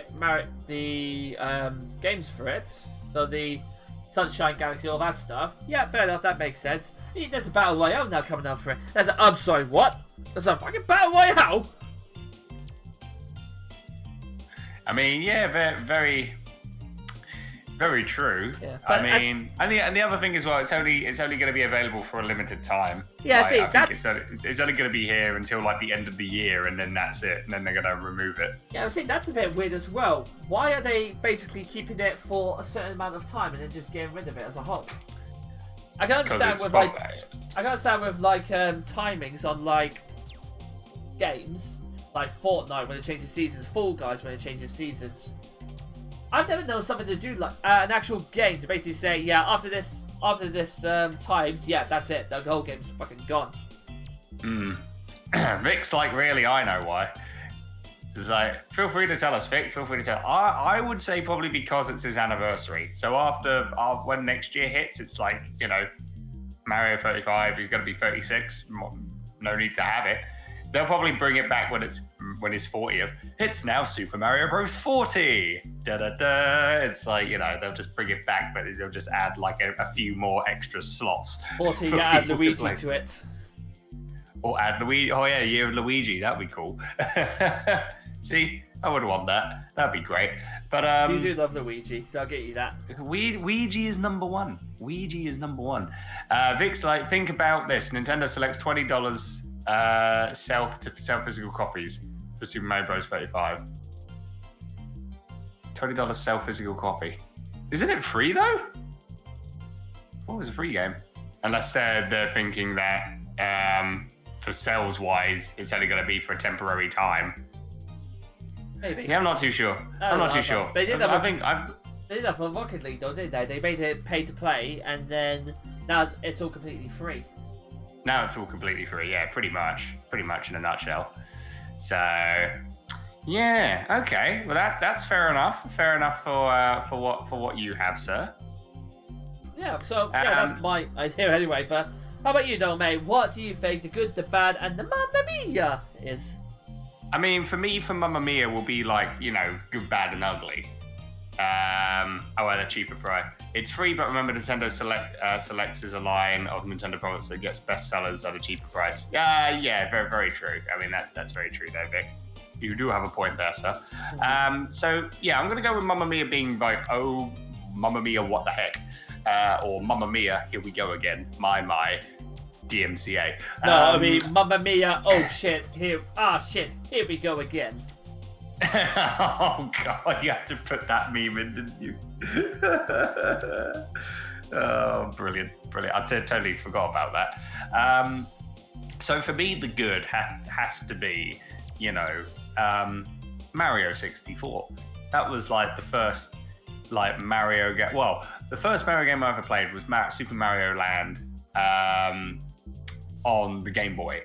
And that was well, frustrating as heck. It was a fun game, but just frustrating as a child. Yeah. But playing Mario 64 on an N64 was the highlight for me. That was just a tremendous game. And as a kid, I think that was like the first game I ever completed as a kid, like fully, like probably without stars, but just getting to like Bowser free, and just beating him. I was so ecstatic. I had to tell my mum. And I was like, I did it. I beat Bowser. I rescued the princess. And mum's like, good for you. Good for you, honey. And then just Good continued for you, on honey. with Now her. remember to take your remember to take your pills. Pretty much. Wait, you're cheating on Superman 64? Ah, Salem, we're not going on to that again. Whoa, whoa, whoa! He cheated? I know. What do you mean I cheated? I don't know what she is on about. Yeah, good point. Yeah, you know what? You're right, Andy. Say that I don't think he would have cheated on that. After all, it is his favourite game. Oh, hush. Cheating on Superman with Mario. Oh, I see what she means. I was thinking, wait, I didn't cheat in the game. I'm like, oh, you mean cheating like as in having a sneaky relationship? Yes, sorry, I'm cheating on Superman 64 with Super Mario 64. My bad. Take me on Jerry Springer. God damn. Cheater, yeah, no, cheater. Jerry. Yeah, anyway. But yeah, no, like, it was the first game I ever completed, which was, absolutely amazing. And yeah, no, I think that Mario Kart 64 I considered good as well. That was my first Mario Kart game. Had a blast with that growing up. And then going on to Mario Kart Double Dash, Mario Kart Wii, with being able to play online, which was so good. I think when I found out Mario Kart Wii was coming out and it had online where you can play with people, I think everyone flipped with excitement when they said Mario Kart Wii will have online capabilities. The guy was just like, I want this game. I want it now. So that was something. Vic says, I have more to my argument. Okay, we'll reply to that. We'll read that out in just a little bit. Jesus Christ, man, you've done some research on this. He's he loves his games. He does. He loves his games. SJ says, I've never really finished a Mario game ever. I think did get close though on one of the SNES All Stars games when I had it. Oh, fair enough. Same as that, man. I wish I played Nintendo sooner. My first Nintendo game that I owned was Brain Training, followed by Pokemon. Oh my god, Brain Training. I would not have anyone complain about brain training because I clearly need it. As clearly him. I think I clearly need it as well. Let's see what Vic says with his argument. I have more to my argument. So let's take the current Super Mario 3D All Stars current price, $60. You know what's going to happen to that game listed limited release under that price tag. Then probably bought out once more towards the end of Nintendo Switch lifespan under Nintendo Selects for $20. Yeah, probably. It probably will. It'll probably return, and then will be cheaper so that people can buy it. So that's how it works sometimes in gaming. Some games you have to make a limited run of it, and then after that, okay, can't get it physically, can't get it digitally, and then when the console's on its end of lifespan, it might just be like, oh, it's back. It's cheap. You can buy it now if you want. And it's just like, yeah, I get that. So, yeah, no, definitely. There's a lot of it. And the other good thing, Mario 3D All Stars. That was a hype. I mean, a lot of people were disappointed because they're like, oh, it's not a HD remastered. It's just, well, it's not a full remake of the games. It's just a remaster. Yeah. HD for Switch. It's like, I understand the concept of that, but dude, we haven't had a freaking Mario All-Stars game in a long time where you had all the Mario games in one cartridge back on the SNES. Now we have a 3D All-Stars where we have Mario 64, Mario Sunshine, Mario Galaxy. That's awesome. I'm just like, yes, I want this because I can have all the favorite Mario 3D platformers in one game. No, perfect. I wasn't too sure on. I'm not too sure on Sunshine, but I have heard that 64, of course, and definitely Galaxy, one of the best Mario games ever made, weren't they? Sunshine's up there. I have heard Sunshine is quite good, but I didn't know if it was on par with Galaxy and 64 because I heard they would probably. I think it's it's on par. It's over on par. I prefer Sunshine more than Galaxy, to be honest. Well, Salem agrees with you. 100% best game at Galaxy. I'm also biased. Well, you're entitled to your opinion, Salem, and that's what we love about people. Also, yeah, exactly. I am grooving to this Mario Kart Wii music. Yes, you are, Salem. You know what? So am I. I love this music. I'm just disappointed that All Stars is limited edition in the first place. I know, I get it though, I understand they probably because it's like, Mario's 35th. But, you know, a limited run, I'm kind of just like, well, you could just, you know, keep it. You know, people will buy it. But, you know, it's just like, I think they're just trying to build up on the hype on it, maybe. That's what I think. But yeah, no, I mean, like, I consider, you know, Mario 64 is up there as one of my most favorite, like, Mario platformers. Sunshine is second. It's a very close second. Like, I love Sunshine to bits. Yeah. And Galaxy, you know, I enjoy Galaxy, but it's not one of my most favorite Mario platformers. Granted, it was the first game that I ever 120 starred in, but it's like, still though, I much prefer Sunshine over Galaxy, to be honest. Fair enough. So, But yeah. that's something you can do in your next stream, still, can't you? Go through 64 Sunshine and Galaxy. Yeah. Well, I might be doing that one day. You never know. You never know. I'll tell you what. I'll race you on 64. Maybe one day. One day. one day we'll figure it out. Vic's like, realistically, the price should have been $20. However, Nintendo will charge at full 60 for the first runs. Yes, they're very technical when it comes to Nintendo, as I study the video game industry and follow it. See, yeah. So Vic is smart when it comes to games. Big brains. If you need big brain Vic, there you go. If you need gaming knowledge, just speak to Vic. He'll give you the deets. Absolutely. James and Andy, let's race on Super Mario 64. Let's go. One day, we've got to go through and do our Mario Kart stuff first. Well, but, hey, that's maybe something we could do. Maybe we can make a week of it. Yeah, like Mario Kart one day during the week, and then do Super Mario 64 race at the end of the week. We'll have to talk about it. We'll have to talk about it. We won't confirm, but we've laid the groundwork now. But it's up to us if we want to build on that. Yeah, pretty much. Okay, so bad. Oh goodness. See, wasn't anything really bad with some games. See, this is what I like about Nintendo, really. Well, Mario. You can think like if you think about like comparing it to Sonic, for example. There's a lot of good Sonic games. There's definitely a few bad games you can pick out at the top of your head. But for Mario, you have to really think about like what considers an awful game for them. Yeah, pretty much. It just sounds like Monday to me. Oh, please. I mean, yeah, like not so much for games because I haven't played this one, but for the concept of the idea. Salem's like, there's several good Sonic games, and then there's Sonic 06. Yes, absolutely. We're talking about the prefix Sonic 06. It's like just Sonic 06 in general. But just the concept idea of this game, which is Super Princess Peach. I don't know if you remember that game on the DS. I do remember hearing about that. Yeah. It's pretty much Super Mario Brothers, where Mario rescues Princess Peach, but it's reversed. Princess Peach rescues Mario. I guess that's one way of doing it. Yeah, it's one way of doing it. It's just kind of like okay, that's a bit weird. Granted, I've not played it, so I can't really put in my 2 cents on the gameplay of it. But like for a concept idea, it's kind of just like I wouldn't consider it bad, but it's in like the okay, that's a bit interesting. Yeah. But you know, that's just maybe one day I'll give it a go and see how it is. There you go. There's the streamer's choice. You know, a sub appreciation stream. Maybe someone could do that. Well, Super Princess Peach. Or maybe one day. Maybe one day. Who knows?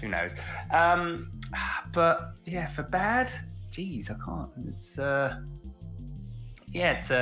it's a toughie. This one is. I think like one game that I did play on the Game Boy, which I don't really I remember playing. Now I remember playing it, but it's not a very like memorable game. Was Mario and Yoshi on the Game Boy, which was a puzzle game. And look, like, because I remember they did like the Yoshi puzzle game also I think, the NES. I think Yoshi first came. I don't know, because there was Mario and Yoshi on NES. I think before Super Mario World, there was the Mario and Yoshi puzzle game, I think. Or it might have been after. I'm not too sure. If anyone knows, let me know, because I don't want to get it wrong. But yeah, you got Dr. Mario. That's a well-known puzzle game. But then Mario and Sorry, go ahead. Yoshi's Cookie. Yeah, that's it. I think it was also Yoshi's Cookie. That was it. Yoshi's Cookie. It's, I don't know. I think maybe they should have just stuck to just Dr. Mario and just don't make any more puzzle games. Because Yoshi's Cookie is not a very memorable game, especially for me. And I think I played it and it was so blah when I was growing up. Do you remember a PC game called Mario Was Missing? And you had to go as Luigi. Yes. And you had to go through the weird doors, because it was each of Bowser's kids were basically stopping you. You had to go to each place, and I think you had to look up the monuments or something. On one stage you had like the Golden Gate Bridge, and then there was always it was always getting blocked. You had to find Yoshi to get yourself out of the game. Yeah, or you have to answer questions about each city. Yeah, that's it. I remember that. Yeah, I haven't played it. I've seen streams and videos of it, and that's kind of like a pretty why? Why? No, I get it. It's a kids game because you want kids to be educational, but it's just like, why? It's like so weird, so strange. Yeah, I think that's what I would go for me personally. There was also Wario Woods on NES instead. Wario Woods. You gotta love a bit of the old Wario Woods, but the Mamma Mia. The Mamma Mia, what I would consider Mamma Mia. Oh yeah, the Mamma Mia. Thank you very much. For me, you consider it as a what the heck. I consider it as a what the heck. This is so bad. This is terrible. Super Mario Brothers movie. You were thinking I was going to talk about a game. No, the freaking movie. Have you watched the movie, James? I unfortunately have never watched the movie, but I have heard. Good. The urban legends. Save those precious hours of your life to not watch the Mario Brothers movie, because oh my god, the one thing when I first watched that as a teenager, because a friend of mine gave it to me, was like, hey, do you want to watch this? I'm like, yeah, sure. When I saw Yoshi, I paused the movie. And the first thing, you know that Star Trek meme with face palm? Not the face palm. It's the with the hand. I go, what the? That one. Oh yeah, that one. Yeah, that was me. I pretty much paused the movie, put my hands up, and go, what the did they do to Yoshi?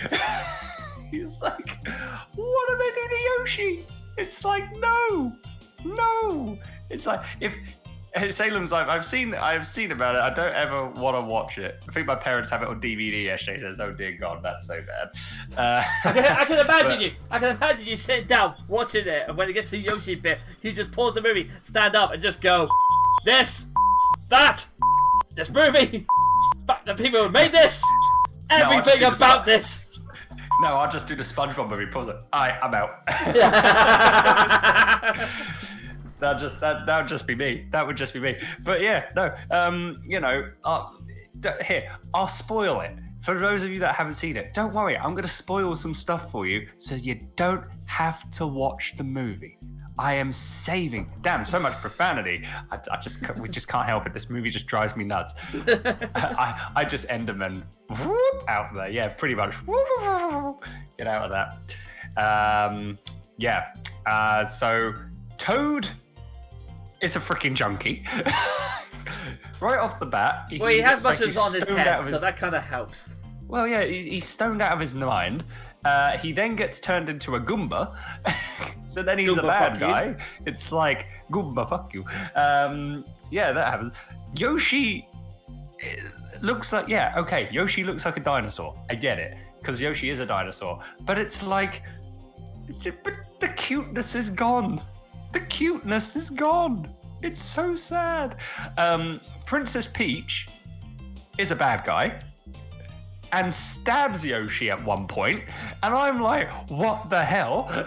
What kind of sick, twisted universe did I just go into? Exactly. Daisy's in it. Daisy's supposed to be the damsel in distress, and it's like, Mario, Mario and Luigi, they made that story right. Luigi, they made Luigi like the young, like hip, rookie plumber, and Mario's there to guide him and stuff.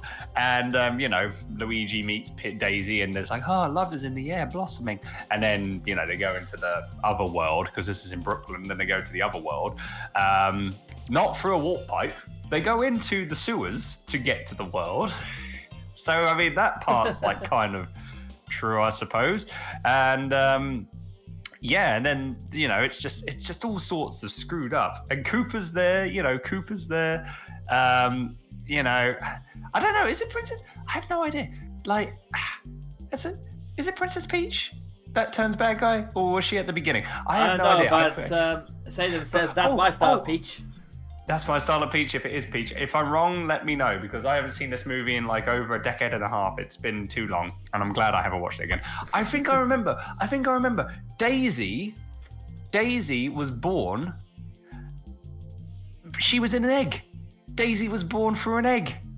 An egg. Because I remember, because I think if I recall, the woman, I think it must have been a mother or something, or I don't know if it was Peach, like takes her to Brooklyn.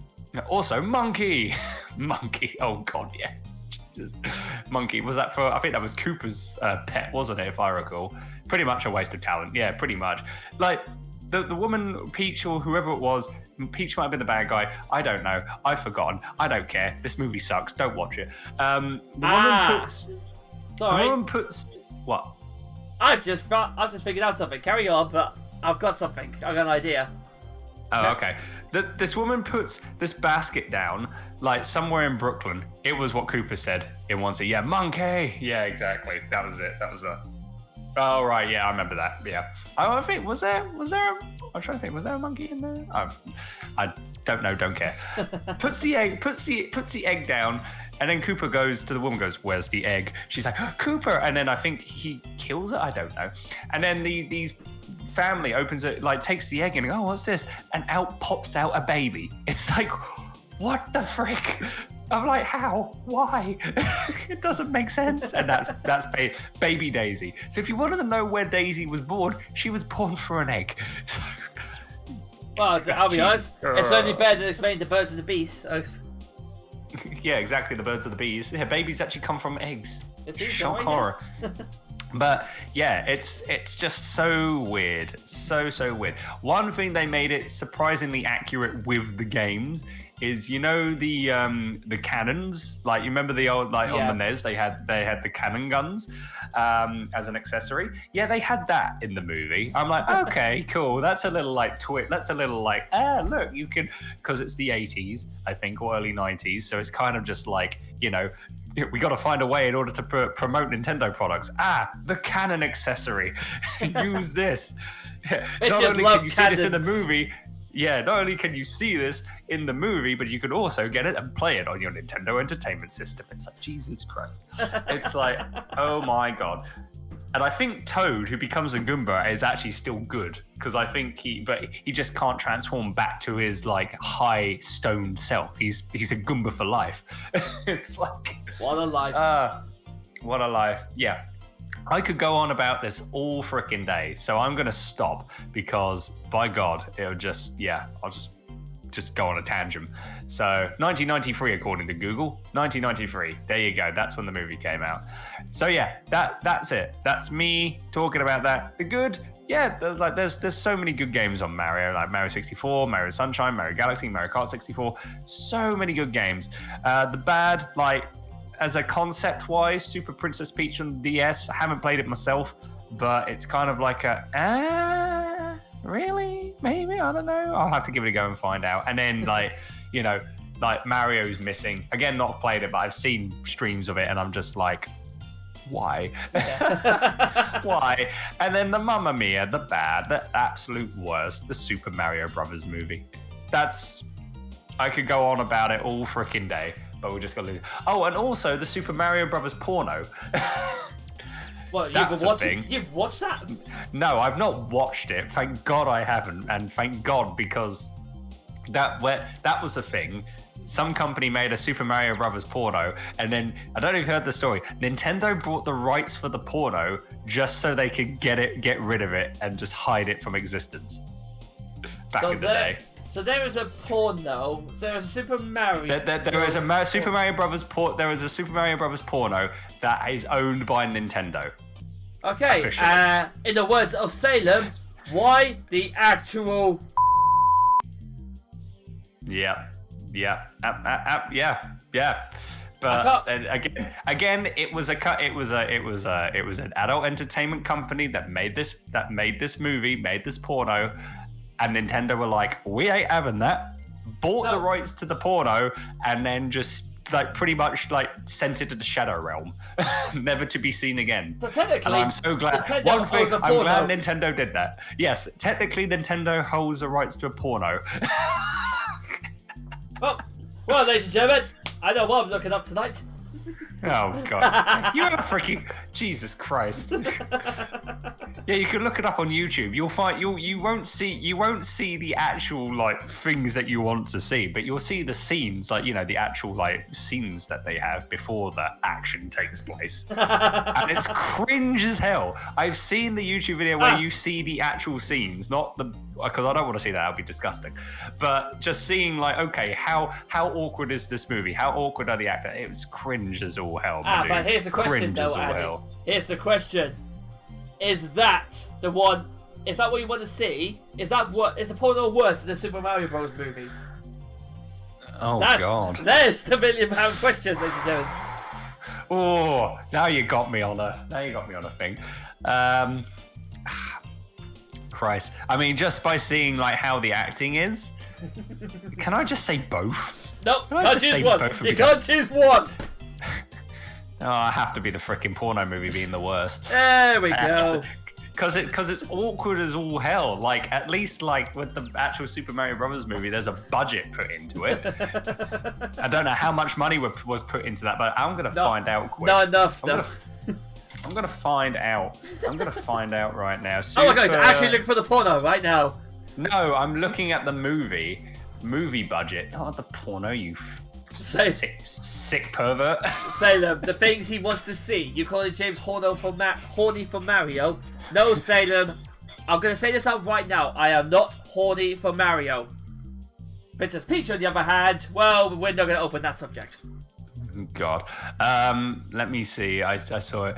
Released in May of 1993, the film was a critical and financial failure, grossing an estimated $35 million worldwide against a budget of $42 to $48 million. Wow. It was that bad. It went in the red. Christ. That's brilliant. What a move. Yeah, an absolute failure. An absolute failure. And you know what? Yeah. It deserved to fail. Absolutely deserved to fail. I wasted a lot of my life watching that movie growing up. Why the hell did I do that as a kid? I don't know. So she said, Kippy will have to fight you. He can fight me, he will fail. Oh, I wow. want him more, damn it. Gosh darn. Wow. Here's the thing, actually, Andy. So you say you really despise the Super Mario movie. That's perfectly fine. That's perfectly fine. I'm happy with that. What I've just decided, though, is that I know, because for those of you who don't know, me and Andy are actually planning a Mario Kart racing competition quite soon, called the Britannica Cup, which is going to be quite good. But that comes on later on. Whoever wins gets a nice trophy. But what I'm thinking as well is the loser, the person who loses this. No. Let me finish. Whoever loses the cup has to do a full live stream of watching Super Mario Brothers and actually give running commentary. Why? Because I know you will hate it. so you will try your best not to win. I've never seen it, and I know I will hate it anyway. We both have a reason to want to win the cup, and I think that is a fantastic catalyst for it. Whoever loses has got a live stream watching that and put it on live. And I can just imagine, with camera and everything, Andy will lose the will to live, and I will just want to hang myself.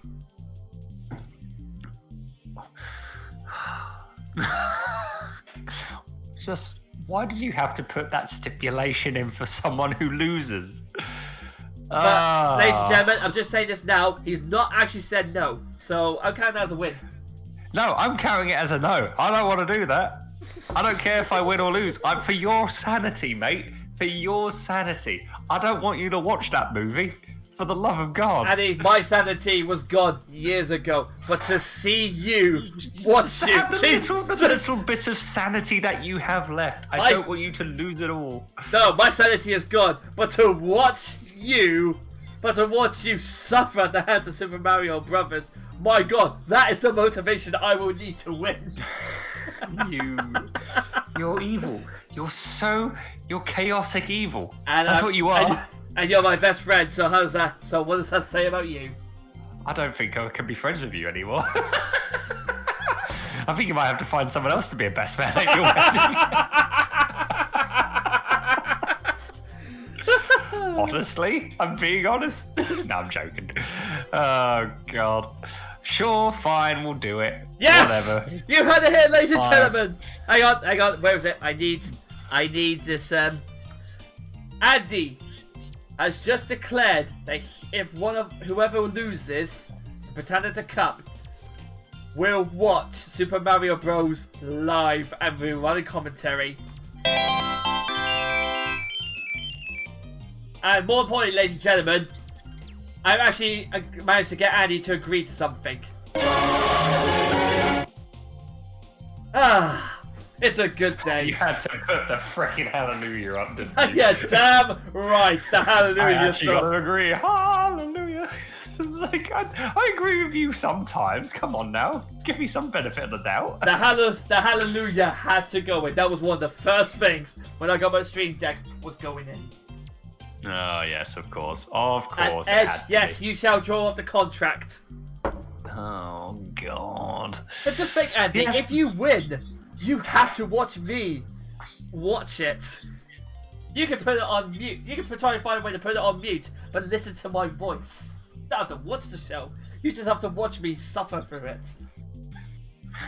Yeah, that's true. That's a very good point. Very good point indeed. So here's an idea. So here's the thing. Would you rather suffer? Would you rather risk losing and having to watch it? Or risk it all, win, and know that I've got to watch this shit for your entertainment? I mean, like, it would be... It would be nice to see... Well, I mean, like, you know, first I'm like, don't even bother watching it. But now when you've done this, I'm like, you know what? Yeah, suffer. That's how I feel right now. Suffer. You motherfucker can suffer. I am going to get some popcorn and I'm going to watch the life drain out of you.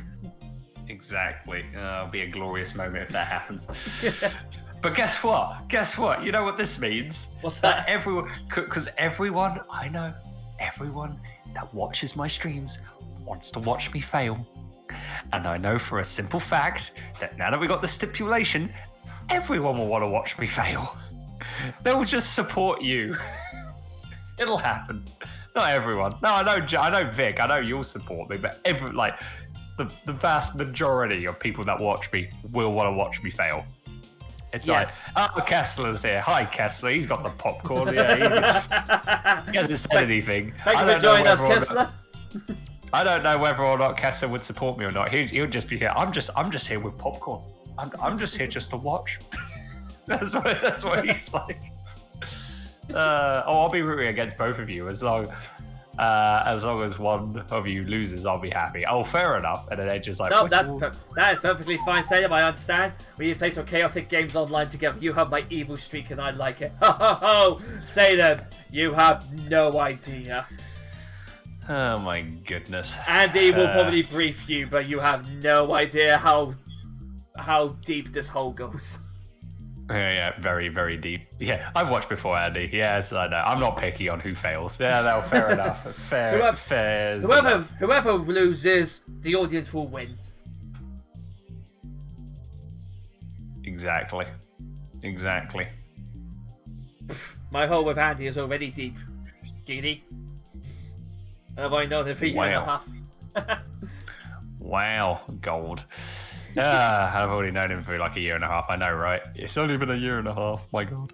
I'm just trying to think. Have you've done your conclusion, right, or have you not? Not yet. No, I had the thought. Sorry. No. Yeah, I had to double check because, like, wait, I've been just going on a tangent about the freaking Mario Brothers movie. I had to throw the gauntlet down somehow. So I am more than happy to wait my turn to throw the gauntlet. Jeez. All right, go for your conclusion. What's your good, bad, and Mamma Mia? I'm laughing so hard right now. I'm glad we're making you laugh, Salem. Well, that's our victory for today. I'm happy with that. That deserves a Resident Final Fantasy jingle. That does. Wonderful. Absolutely. That was for you, Salem. But, yeah, so Super Mario Good, Bad, and so the good, the bad, and the is essentially going to be... The good is Mario Kart, Nintendo 64, Super Mario 64, sorry. They are, without doubt, the best games I will ever play in my life. Essentially, Mario Kart Wii. I'll always have fond memories. And Mario Kart Deluxe will now be the place of my greatest failure or the ultimate victory, which we'll have to find out later on.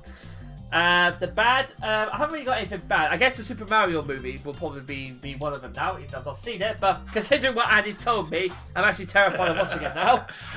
See, so now Mario Brothers movie, even though you haven't seen it, you've heard me talk about it. Now that's part of your Mamma Mia. Maybe not just yet. Not just yet. I need to see it first. I might turn around and go, I actually like that movie. And the Mamma Mia for me, as in the craziest thing, had to be Super Mario 35 because I can't believe someone would come up with the idea and go, you know what Mario would need? A Battle Royale mode.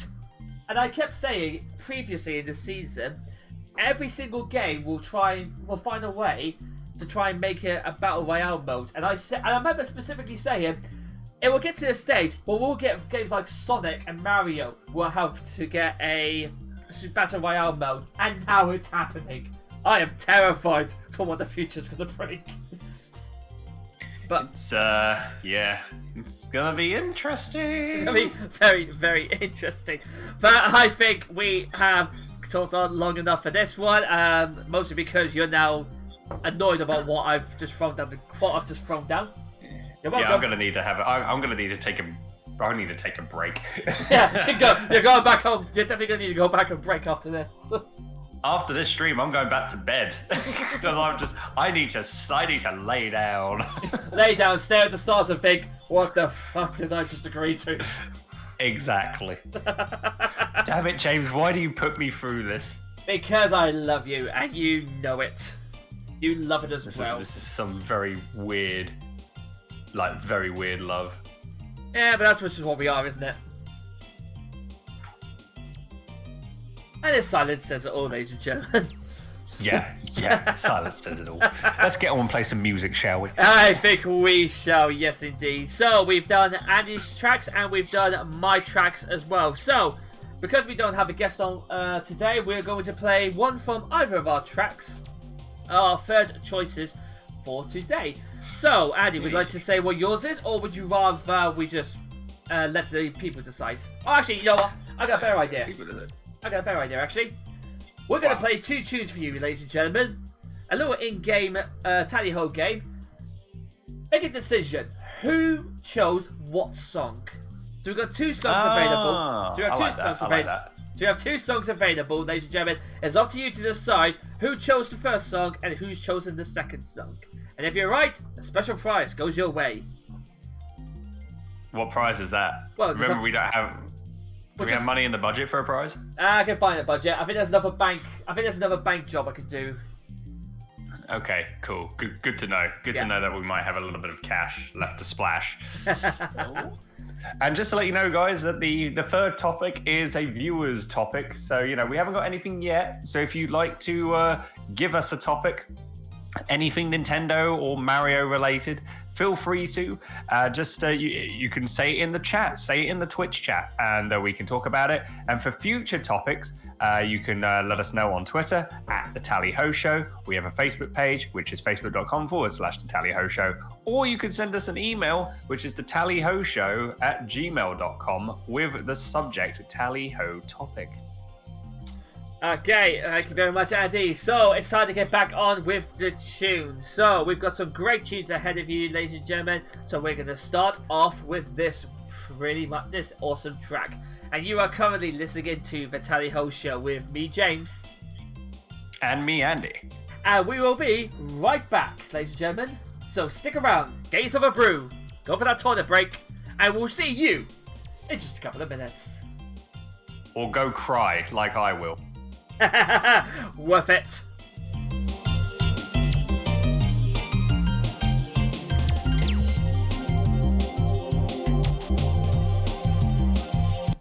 You're listening to The Tally Ho Show with Andy, James, and me, the voice inside your head.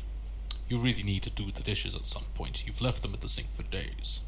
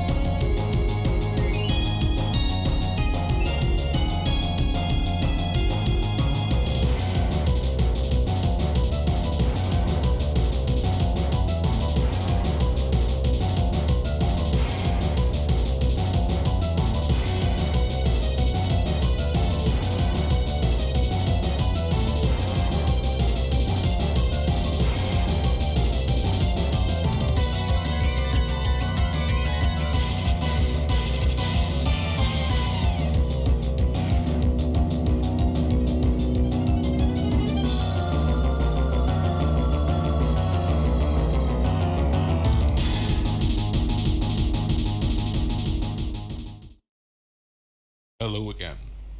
Just checking to see if you've done the dishes or not.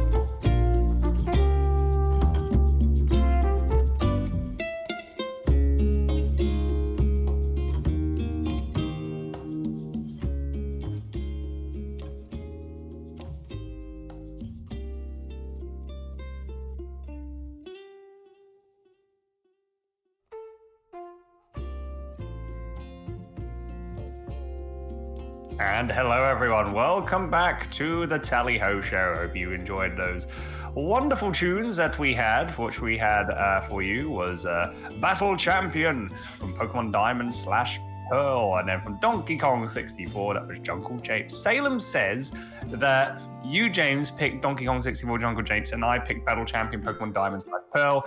Edge says the opposite. Well, the correct answer is... Do we have a drum roll? Maybe not, I don't know.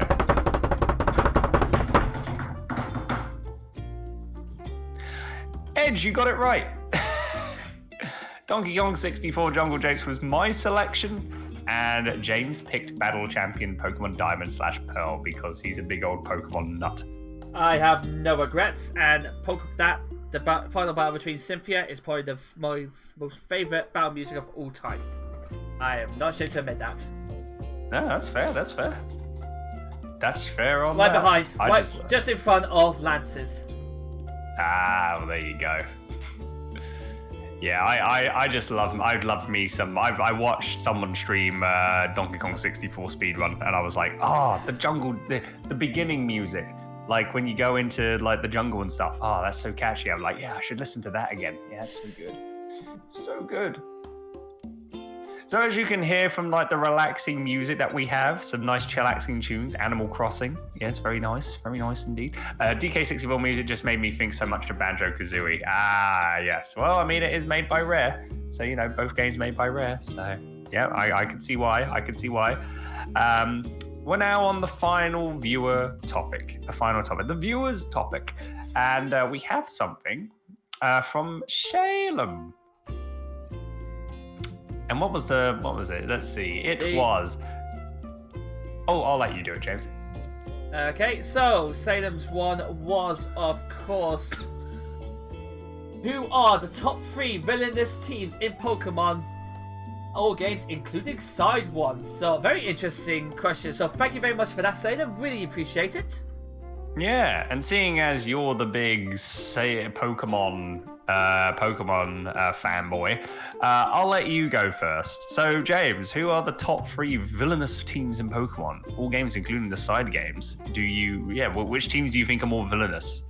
Okay, so I'm not too certain on the side ones because all I've played really is the main bits, the main Pokemon game. So, black, white, red, blue, yellow, gold, silver, ruby, sapphire, crystal, black, white.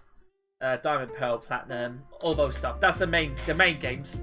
The only ones I've actually played, not the side ones, unfortunately. But my top 3 villainous teams, I think the third choice, I think would probably be Team Aqua and Team Magma.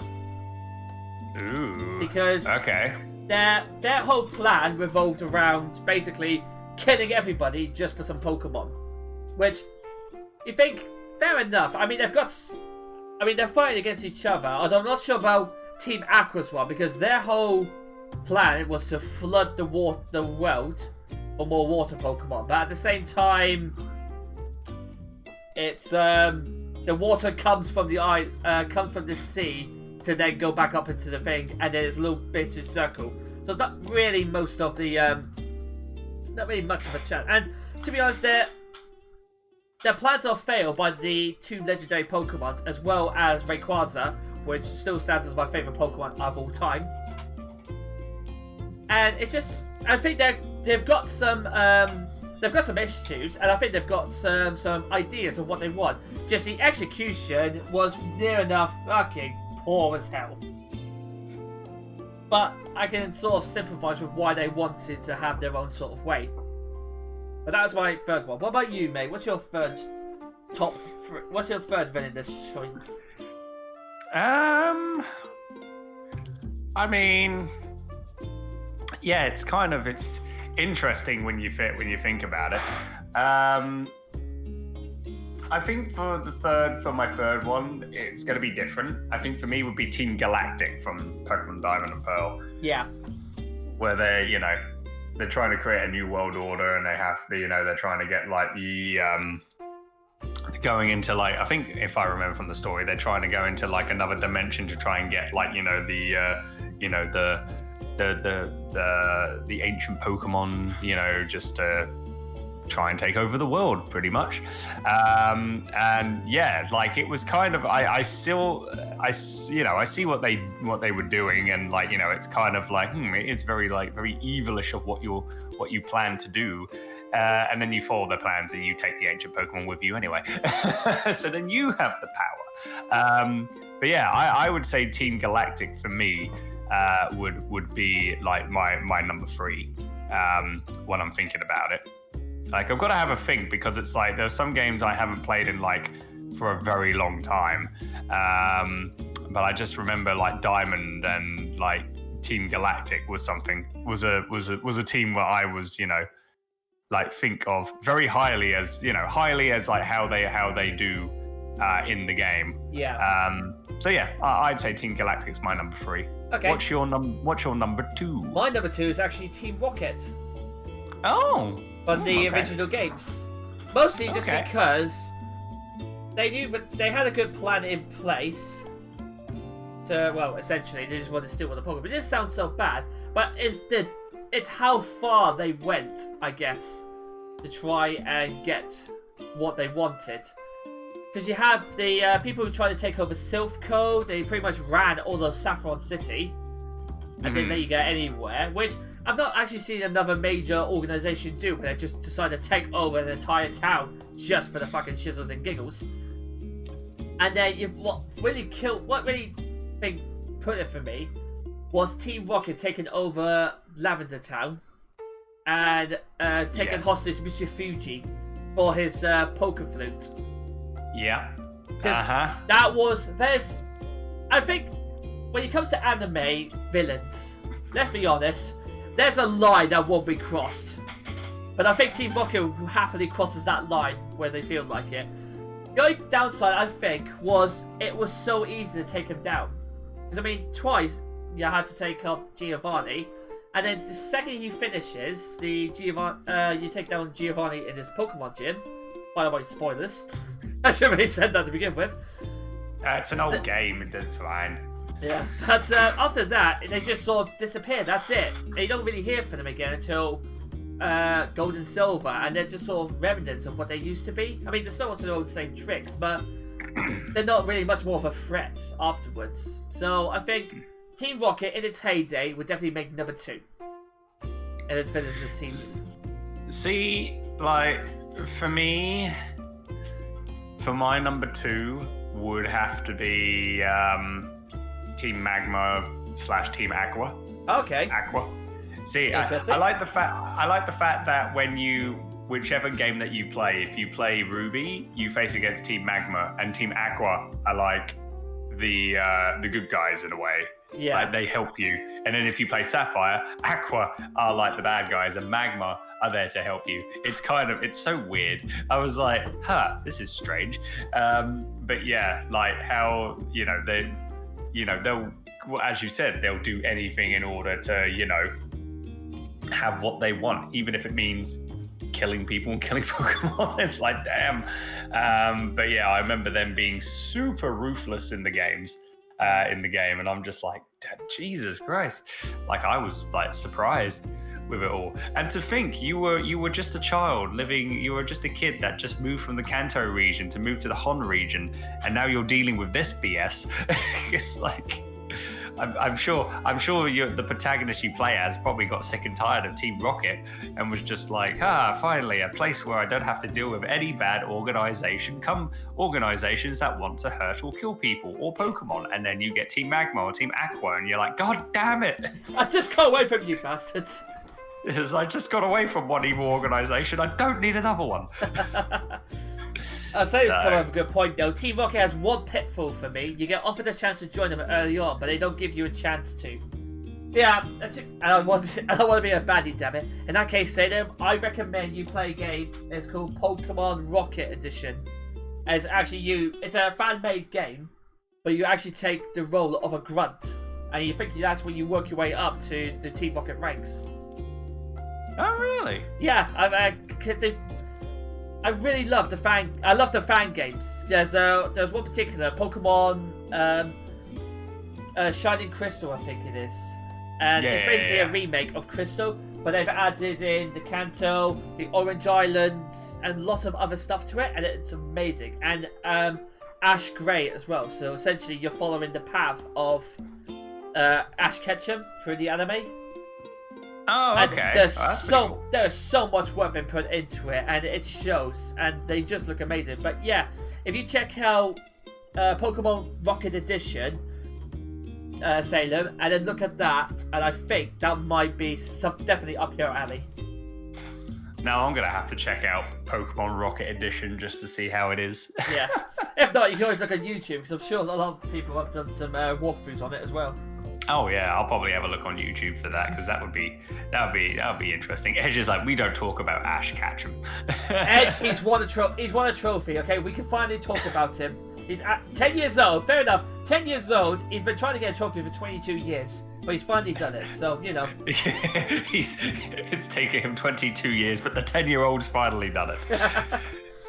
But no, I still consider him winning the Orange Islands as a first official title. I love the fact that people's like, nope, that doesn't count. That's not an official league thing. I'm like, I don't care. He's won a trophy. That's just let him as well. do. That I think the Orange Islands was an official trophy.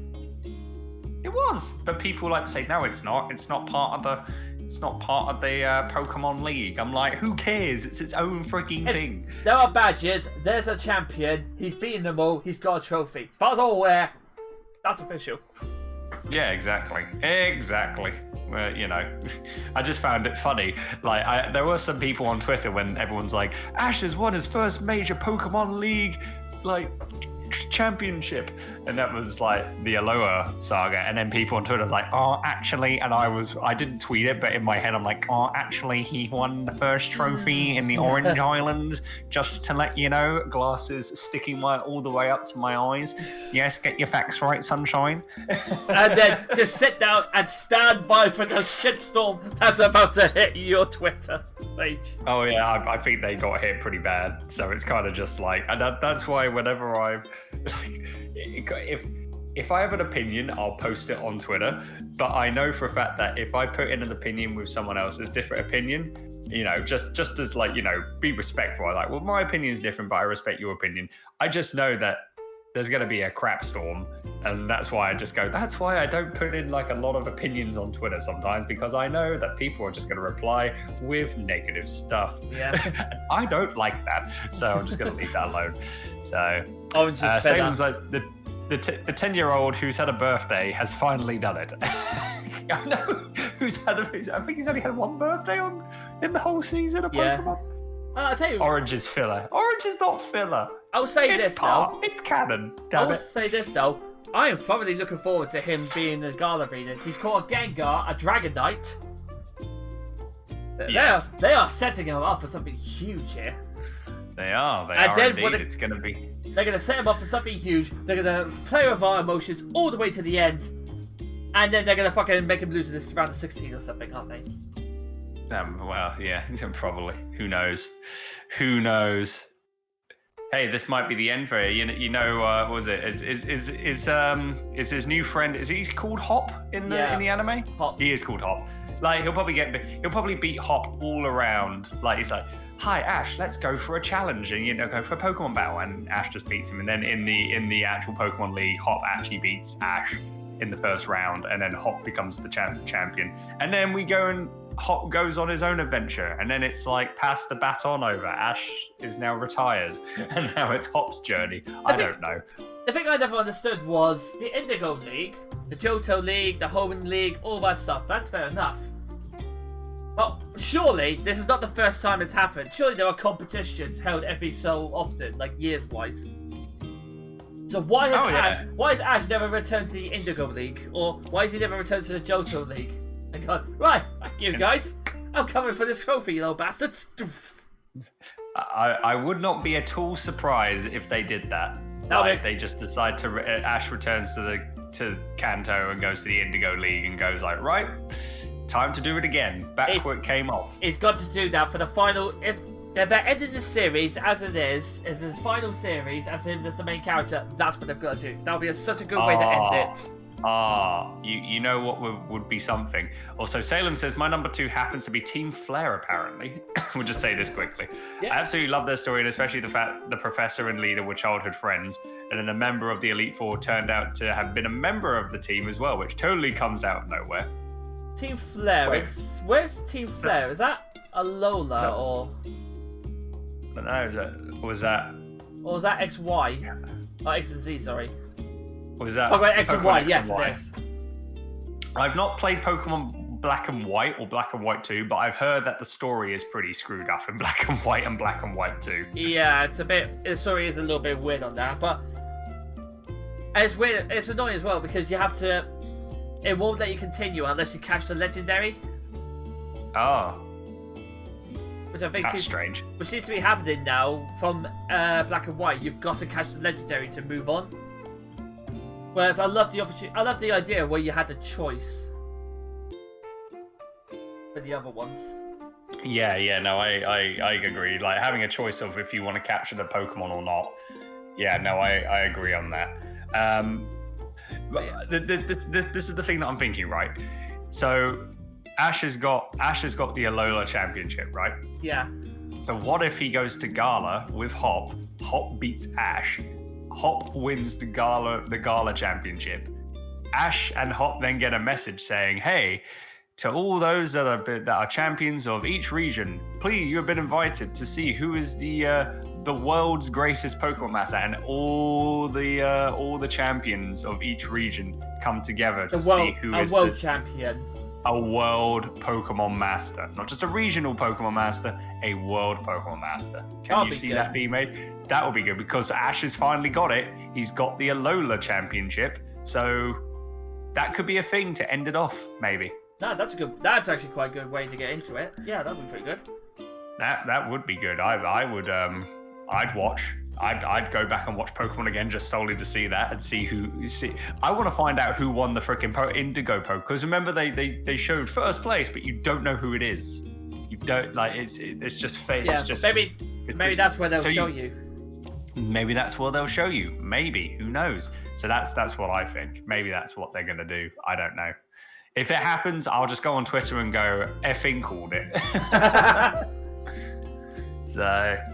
Anyway, time for your most villainous team. Who you think is the most villainous team of all time? James? I generally think it's the team from the Alola region. Oh. No, you're fucking close to the worst. It's actually Team Galactic. Oh, you thought Team Galactic, okay. Exactly what I mean. I mean, Team Rocket just wanted to take over the world and take over try and use Pokemon to their bidding. That was fair enough. Team Aqua and Magma, they had their own reasons to try and get rid of to try and get their own sort of Pokemon, the legendary. But Team Galactic fucking went for it. I mean, they went into the distortion world. They tried to get the literal devil to try and take over. If you're gonna do something, you're gonna do it big, and that is the way to do it big. That is like us going down to hell, taking Satan, becoming his master, and then fucking letting him loose along the world. That, I'm gonna be honest, if someone had done that, I would be fucking terrified. But at the same time, that person's got balls to take Satan and become a master of him.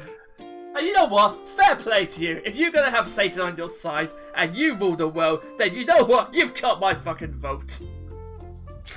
Jesus Christ. I mean, fair enough. Fair enough.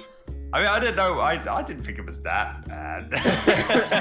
that's why they're number 3 for me. I love the fact there wasn't a case of like maybe in Team Aqua's Team Rocket's one, Giovanni especially and the leaders, they sort of started to realise that what they were doing were wrong. But Team Galactic all the way didn't give a shit. They were right. No, you're wrong. No, I am right. They held on to that all the way through. That's fair. Yeah, fair enough. Fair enough. See, for me, number 1 would be like your number 2. It would be Team Rocket, the originals. Oh, really? Yeah, because look what they've done. They've actually murdered Pokemon. They've done dastardly stuff. Like, and it's like they go to the city where like you pay your respects to Pokemon and they disrespect the ghosts and the spirits. That's screwed up. It's like they don't give a damn. They do what they do what they please, even if they have to, they want to control all Pokemon. Yeah, even if it means they kill a few Pokemon, that's just horrible. There's limits, yeah. It's just, yeah, like you said, there's a border you have to cross, and they've gone way over the border with that. And it's, even with the story of like Team Rocket killing, Cubone's mother, which is a very depressing, like, very sad and depressing story to read, and it just makes me mad. Yeah. Just makes me mad. Just makes me angry. Just makes me so angry. But yeah, so definitely Team Rocket, you think there's no redemption for them?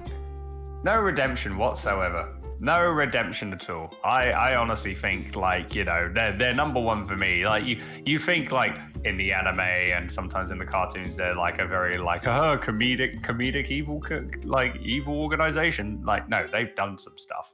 They have done some stuff. Yeah. And it's kind of just like, like at first you think they're funny, and then when you see what they do, it's like, okay. It's like, you evil gits.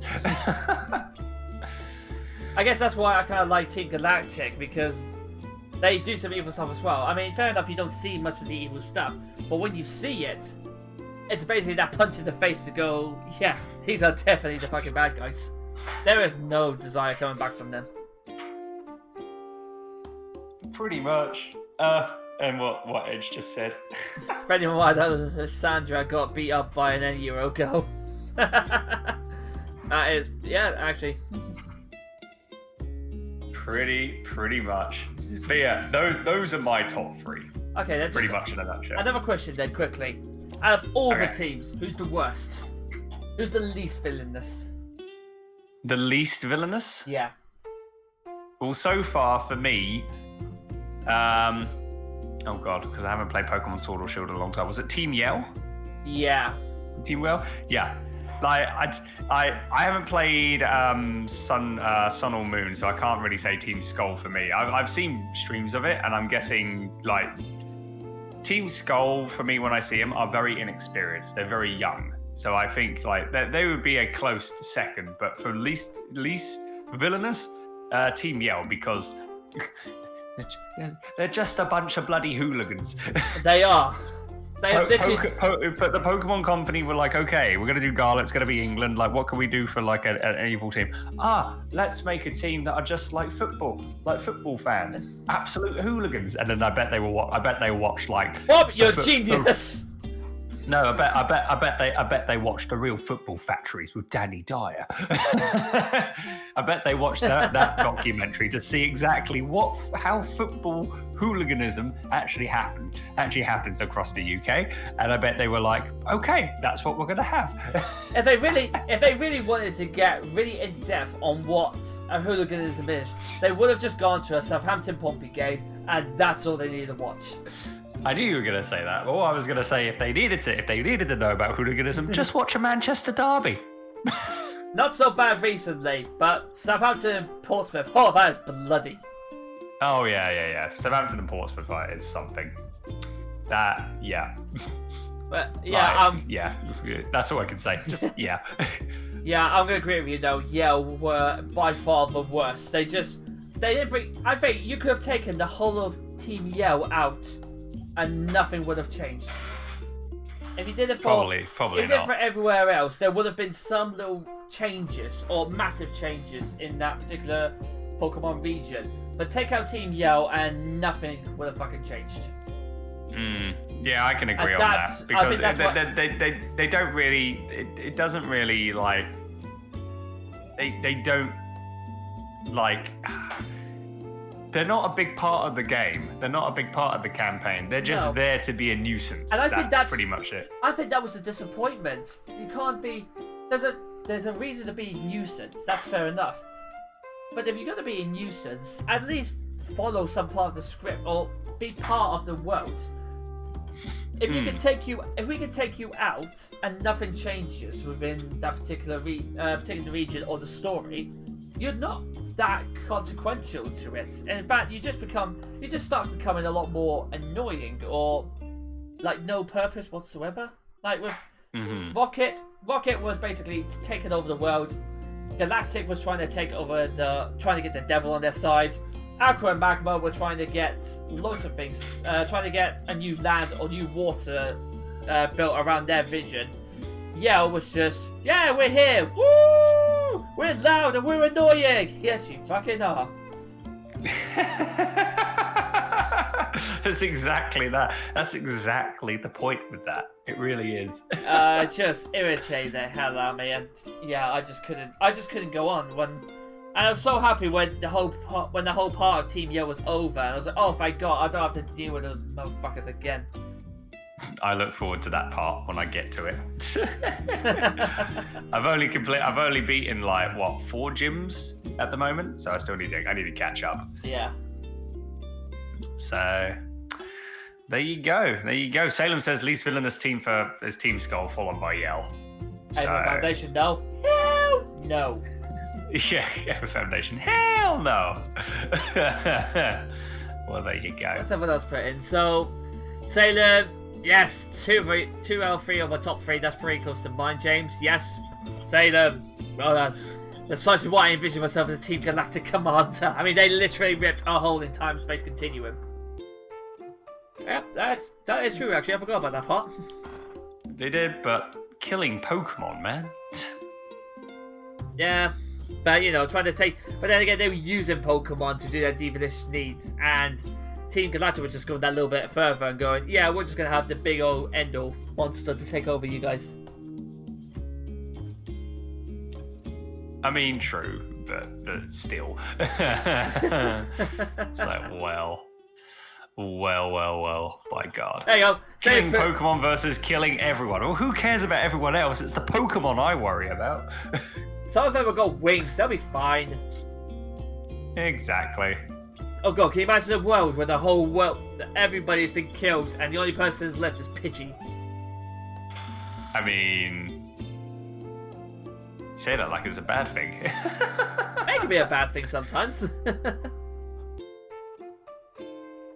Well, I mean, most people probably like Pidgey.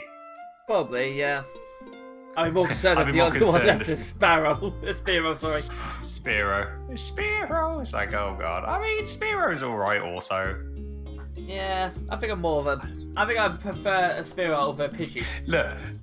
The only time we have to be worried if we only had one Pokemon and that was it would be Caterpie. Can you just imagine that? Caterpie has grows up to be Butterfree, so I'll be fine with that. Magikarp as well goes into Gyarados. I know people will take the piss out of Magikarp, and I'll be right, he is useless. But the second you change it to a Gyarados, that's it, he's on your team for life.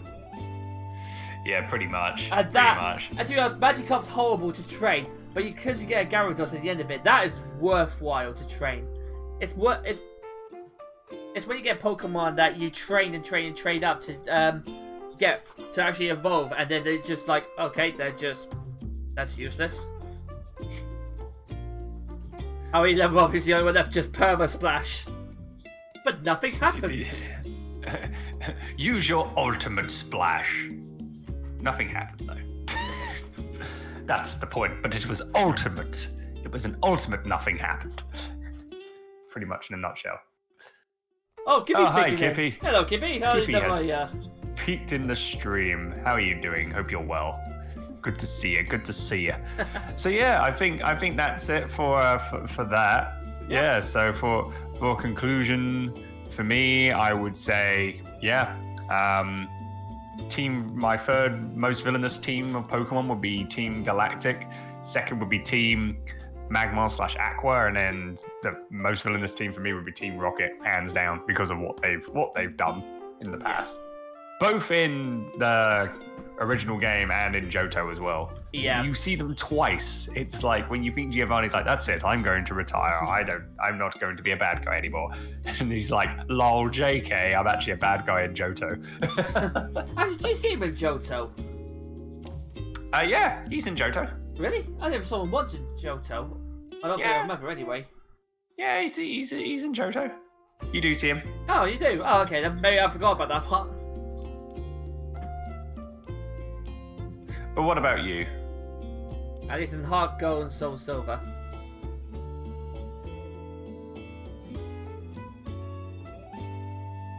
Auto mod. It's alright. Oh dear. Oh dear. Okay, so my one then, in third place is Team Aqua, Team Magma. In second place is Team Rocket. And taking the top spot for me is, of course, Team Galactic. There you go. Because world domination. World domination and using the devil on your side takes over, killing a bunch of Pokemon and people. Yeah, it's pretty effed up. Yes, it is. Okay, I think that is the end of our questions. So thank you very much, Salem, for that. We really do appreciate it. And as always, ladies and gentlemen, remember, if you have a topic that you want us to maybe speak about, then be sure to give us a message on Twitter or our Facebook pages at The Tally Ho Show, and on our email address as well. Because for all we know, ladies and gentlemen, we may be picking your topic for our next show. But we fully hope you guys enjoyed that. Yeah, well, before we end off, we got one little thing we need to do. Yes, we do. We gotta do. We had James's Great Adventure Part 5. And yes, we do. And now it's time for James's Great Adventure Part 6, the franchise that never dies, apparently. It never will die. Never will die. Okay, so let's change the music. Let's dim the lights. And let's go for... Just pretend the lights are dimmed, or if you have dimmers in your room, if you're listening to this now live or on the podcast, just dim your lights now. Absolutely, yes. There we are. We're deep undercover. We are ready for the next stage of the Great Adventure. Oh, James, hopefully, maybe the future bastard of the universe. I will be James Snow, the bastard of the universe, Lord over all. That's a terrifying thing, honestly. And that could be doable. I don't mind you being the bastard of the universe, but like ruling everything, no. Hey, if Galactic can try and get a Pokemon demon, I'm sure I can find a demon in a black hole somewhere. I mean, fair enough. You just got to tame it first. Yeah, that's the hard part. I'm still trying to figure that part out. Just do a seductive dance, and maybe that'll work. I mean, you found me, James. Yeah, I might need your help with that, though, Salem. Both of us together, united, we will rule the cosmos forever. And we'll have Andy as our bitch, so, you know, why not? What the fuck? Wow. Crazy, that's rude. Alright, so, where we left off, well, apparently, you got sucked through the black hole, never to be seen again. That was the last ending. Yep. That was the last day. We got 3 endings you did. Like, on the last part at the beginning of the show. So now, where do you want to go? Do you want to go to Kenda, or do you want to go to Croyd again? Let's go to Kenda this time. Kenda. So for those of you that are just new here, James was born on the spaceship with his parents. His dad's from the planet Kenda, and his mother is from the planet Croyd. He's trying to get citizenship for a specific world, and So you want to go to Kenda, you say? Yep, let's go to Kenda. Alright, we're going to go to Kenda. Turn to the next page. Alright, which is right here. Nice. Very convenient. Kenda is visible on the galaxy scanner. Now that you have chosen, your parents announce that Kenda is your father's home. The crew of the spaceship carefully prepares a spacepod for the journey to Kenda. Seating yourself at the controls and positioning the programmed flight path, you disengage from the mothership and drift off into space. Do you say any final things to your parents? I regret nothing! I wish I was adopted! Wow. There you go. Very nice, James. Very nice. Once Well, in I am a space, bastard. El bastardo. Once in space, you are propelled by gravity generators. Something is wrong. You look at the scanner, calm as a bitch, and see a nebula that is not supposed to be on your course. Suddenly, the gases and particles of the nebula surround you.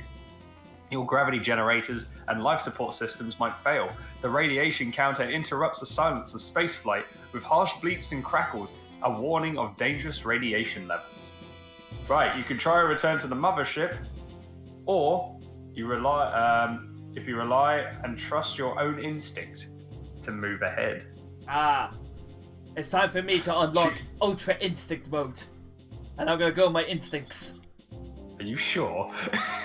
Good look at that, Vicky! Oh, please go for it. I'm just like, if I were you, I'd go back to the ship. No. I have a secret. My secret weapon is Ultra Instinct. So I will know what's going on. I'll have my instincts to a T. And I'm sure I'll survive, he says. Alright, you want to go for instincts? We'll go for instincts. Should have been here earlier. It's all right, SJ. Like we're pretty much at the beginning part of this new quest in the book, so you're fine. You're good. Heavy meteor showers interfere with your complex navigation system. The interference is so intense that all communication systems fail. You hurtle through space, looking out through the portholes, amazed at the sights about you. But your spacepod begins to tumble, and the world spins in a maze of colors and shapes, so pretty much tripping balls. Your speed is so great that you should get through the shower soon, perhaps even soon enough to correct the navigational problems. On the other hand, maybe it is dangerous to rely on chance to get you out of this fix. Wouldn't it be better and safer to radio for help? The laser radio will probably get through. So do you wait until and hope to get through the shower, or do you decide to radio for help? What do you think? Radio help? Hell no, I'm going for it. Oh Christ! I like my odds. What are you doing? I have no idea. Yeah, there's a question that as well. I would have been here earlier, but I was cleaning and moving stuff. No worries, Kippy. All good. You're here now, though, Kippy. That's the important thing. Thank you very much for joining us. Yeah. So instincts, you say? So just wait for the through shower. My Ultra Instincts will kick in, and they will assist me. I will go through this, and then I will have a fantastic story and a bragging rights to know. I think we might have gone through this one, but let's have a look. Why wait? You feel that you will make it through. You push the advance button, strap your seatbelts and shoulder harness even tighter, and push on. The bouncing and rocking is severe. There is a popping sound. The space pod is flung out of the meteor shower into a transit zone. Transit zone is a space highway designed for commercial use by transports. An amazing variety of spaceships are following different laser beam highways. Transit zone patrol craft hovers near you and signals you to follow. The traveler's information desk at the patrol station has some possible partners for your travel. There is a space caravan that might stop in Kenda. Caravans are like gypsies, and they stop where the mood takes them. There is also a band of traveling space circus performers. They may have a gig in Kenda in free faucets. What is a faucet, you ask? A faucet is equal to 9 Earth days, they answer. The space caravan may never decide to go to Kenda. On the other hand, the space circus gig is not definite. So, do you decide to join the space circus entertainers? Or if you decide to throw your luck with the caravan? Now, if I recall, you did the space circus on this one. Yeah, I remember the space circus. You remember the space circus. So, do you want to throw your luck with the caravan then? Let's go with the caravan. But firstly, ladies and gentlemen, can I just say, my ultra instincts has got me to victory, so... Sod you, Andy. Okay, fine, you know. So, you want to go try your luck with the caravan? Yeah, let's try our luck with the caravan. Okay.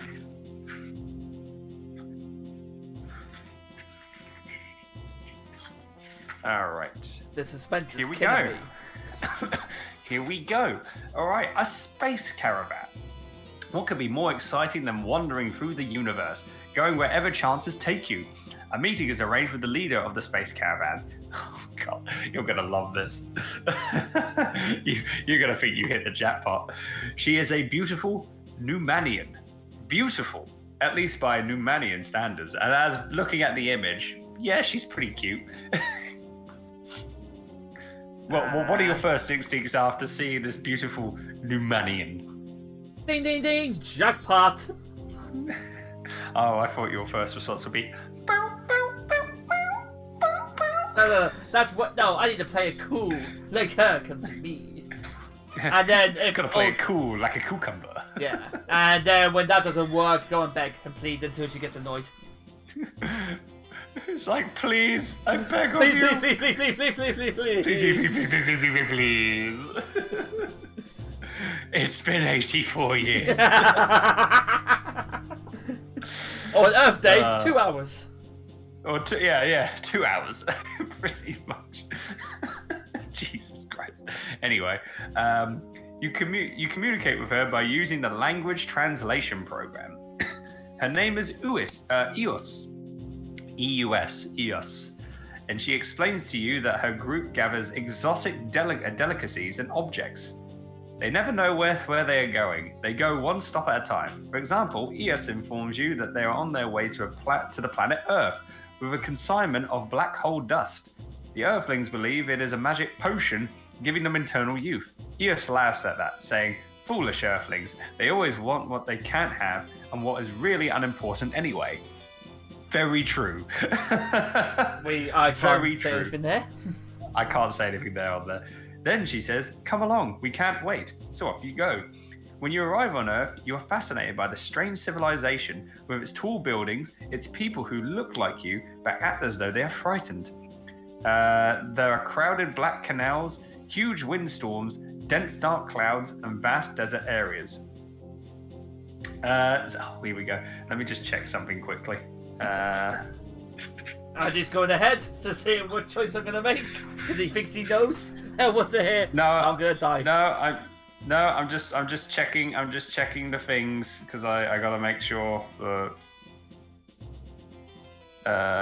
Okay, yeah. So do you decide to stay on Earth or do you decide to leave? Oh, I'm leaving Earth. You're leaving Earth. Okay. So, when you land on the planet Earth, the pilot of the second largest spacecraft picks a fight with you. He says, "Listen, you don't belong with us. We don't want you around. You stay here or I'll vaporize you." He waves a laser weapon. Yeah, I can agree with that. He waves a laser weapon. You have no idea why he's so angry, but there is no sense in taking risks. You'll stay on Earth for some time and let them leave. Eventually, you will have to set out again, maybe a different route this time. Perhaps your new route will take you closer to Croyd. And now I've got to go all the way to page 4. All the way to page 4. God help you, man. Now we're going to Croyd again. Croyd, what a name. So I'm going to read this out for anyone that's in the stream that just came by. You can't resist this planet and its unknown past. When the mission commander mentioned the hope for a bright future, you decide that you must go there. Turns out that it is home of your mother. She embraces you, wishes you luck, and gives you a small metal object on a chain. Perhaps this will help you. Just as you're about to go for your final briefing, a young member of the flight crew rushes up and says, "Let me go with you. You may need my help." You don't know him well, but you have always found him warm and helpful. His name is Murmur. His broad smile makes you feel happy about the adventures that lie ahead. Of course he can come. The head of research warned you about Sunpo, a giant star 12 times the size of Earth's sun. Sunday is in its path, and its enormous gravitational pull could be dangerous. The head of research also cautions you about the black holes and supernovas. He tells you that if you want to delay your departure and go through the Space Academy, it may make your chances of success much better. So do you want to dash off to Croyd anyway? Because I know we all know what happens if you go to Space Cadets. Yeah, let's go to Croyd again. Actually, let me check something quickly. Oh, the Space Cadets, does it give you like 3 up 2 ice to sort of bail out and then start the mission? I'm just looking just to make sure. I think I remember something like that last time.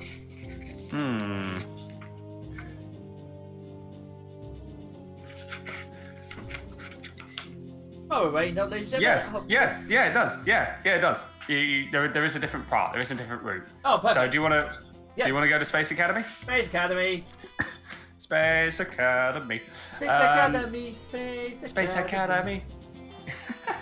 Hesitating, you ask what other types of instruction will be given to you. So far, you have learned flight procedures, navigation languages, weapons, and planning. It is a good idea to get as much information as possible, but you ask the head of research how you will know when you have learned enough. Self-knowledge, it's everything you have learned now and in the past.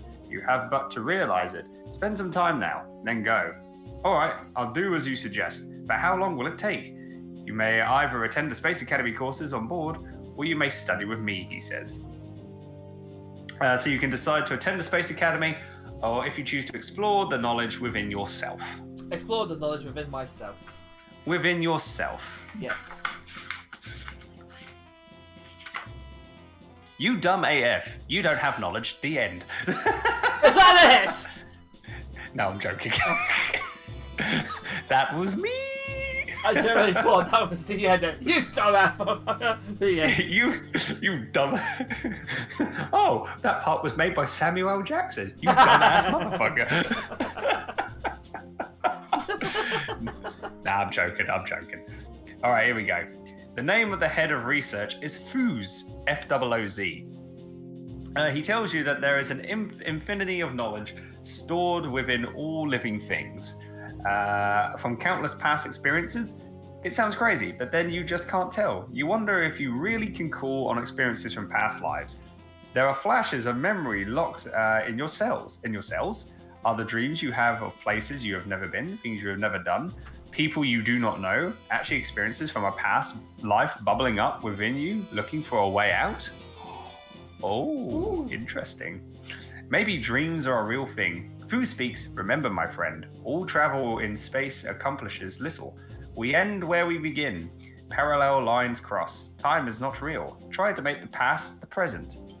You feel uncomfortable with these heavy thoughts, especially when he talks about parallel lines crossing in space.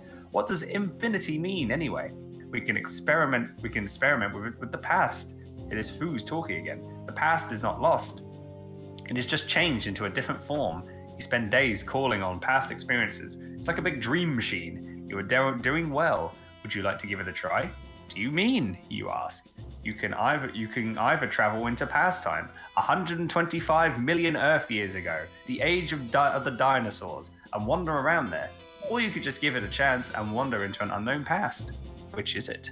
So do you decide to go visit the dinosaurs? Or do you chance it and go to an unknown past? You've got to be very cautious with this because it's like one of them could end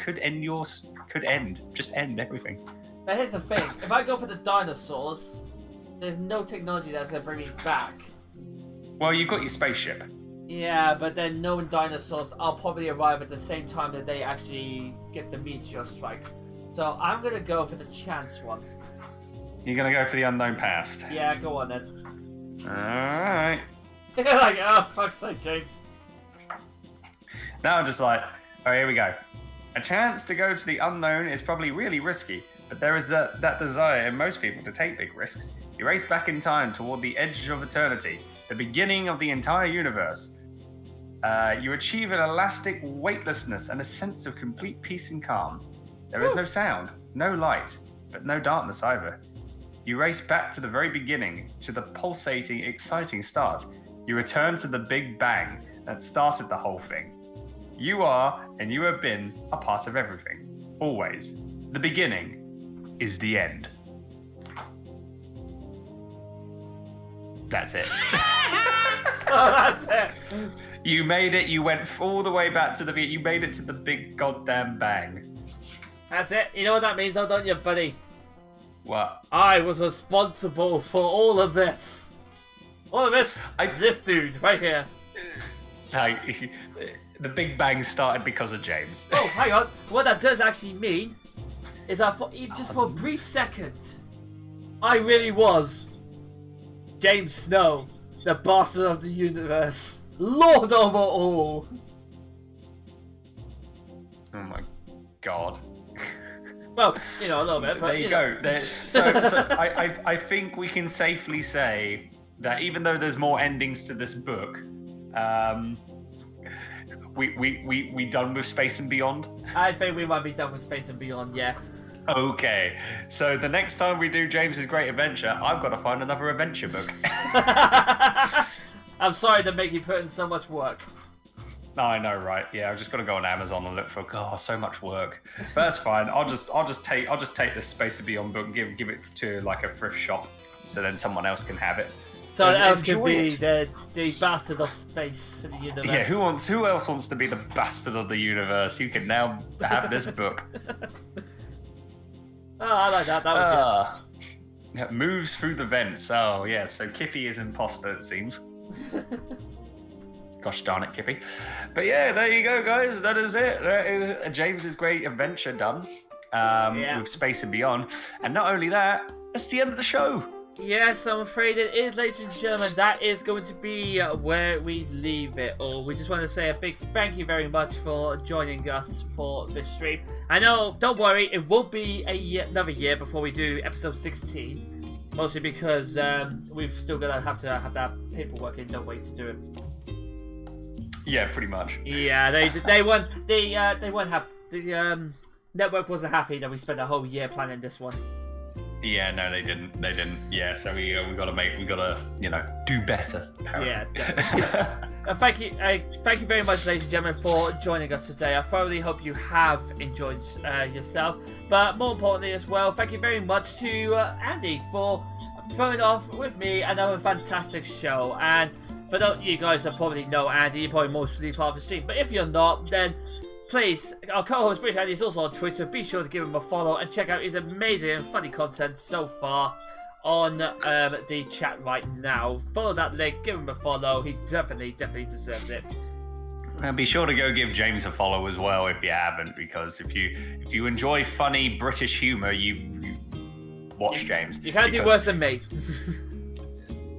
I think you do better. I think you do better humour than I do, to be perfectly honest. My mind just goes. You've got it like this. You've got it like that. I have to take like a few seconds to think of funny stuff. My mind goes a mile a minute. Whatever comes in my brain goes straight out. There is no fucking filter right there. It's literally. Yeah, literally. I hit the follow button on both channels. It unfollowed. Oh, rip. Oh, Kippy, come on. Well done, Kippy. Well done. GG. I think that deserves a round of applause, James. I think it does. So, congratulations, Kippy, for unfollowing both of us at the same time. Yes, there you go. It takes a bow. Followed by, of course. Yeah. Thank you. Well, you know what the thing is? Unfollowing people is like the new phase now. Yeah. It's like, don't worry, I'm not unfollowing you because I don't like your content. It's just a fad. It's just a fad. Wait a sec, where's my prize? You get. Oh yes, your prize. Well, congratulations, Edgehead, for getting it right. But your grand prize is you get a front row seat to the next Tally Ho show. Ooh, yeah. I think that's a fantastic prize. Yeah, I think that is. I think that's very good, considering with the people that, with our show People and pay our budget. People pay a lot of money for these. Yeah, I know. Yeah, you see these seats? Yeah, God, cost an arm and leg, they do. Well, they cost you an arm and a leg. They cost me both arms and both legs. Oh, wow. I mean, it's the exchange rate, mate. Yeah, it's the exchange rate. I really should have done it in rubies, I think. I should have just gone for British pounds. Yeah, that's a good idea. Good idea. You know what? I'd be better. What would be better? The VIP box. Yeah, maybe one day. Absolutely. But again, ladies and gentlemen, thank you very much for joining us. We really hope you have enjoyed it. And if you want to know what's going on, well, good news. we're actually got our next streams coming up. So, Andy, do you want to explain to all the brilliant people where our next stream is going to be? Yeah, so if you're listening to this live, I will be live next Tuesday. I was going to go live today, but I need to get sleep because I've got a night shift to do. 3 night shifts, woo! So I'm going to have extra sleep. But I'll be back live on next Tuesday, October 5th at 11 a.m. Pacific. That is 2 p.m. Eastern, 7 p.m. UK, 8 p.m. Central Europe. And I'm going to be starting my 5th annual Spookathon with Alien Isolation. Which sounds amazing. Who actually put it for the Spookathon? Well, I just randomly picked 5 games to put in a voting poll, and then everyone voted. So Alien Isolation came second, so it's going because the top 3 games get picked. So Alien Isolation got second, so it's going to be played on the Tuesday and Wednesday afternoon segments of the stream. Oh, that would be amazing. And for those of you who can't wait till Tuesday, I will be going live on Monday at 9 p.m. British Summer Time, 4 o'clock Eastern Seaboard Time, and 1 o'clock Pacific Time, where I will be finally taking on Star Wars Squadrons. I've been looking forward to this game for a very long time, and I cannot wait to finally get my Steam on and start playing it. So, as you said, ladies and gentlemen, if you do fancy what's going on Monday it's Star Wars Squadrons for me. On Tuesday, it's Alien Isolation with Andy. And we probably hope you're going to enjoy it. Yeah, hopefully. No, you get to see me get spooked, and you get to see James drive around like a madman in an X-wing. That's just the reason you want to stick around, isn't it? Yeah, just to see you be like, I'm flying an X-wing now!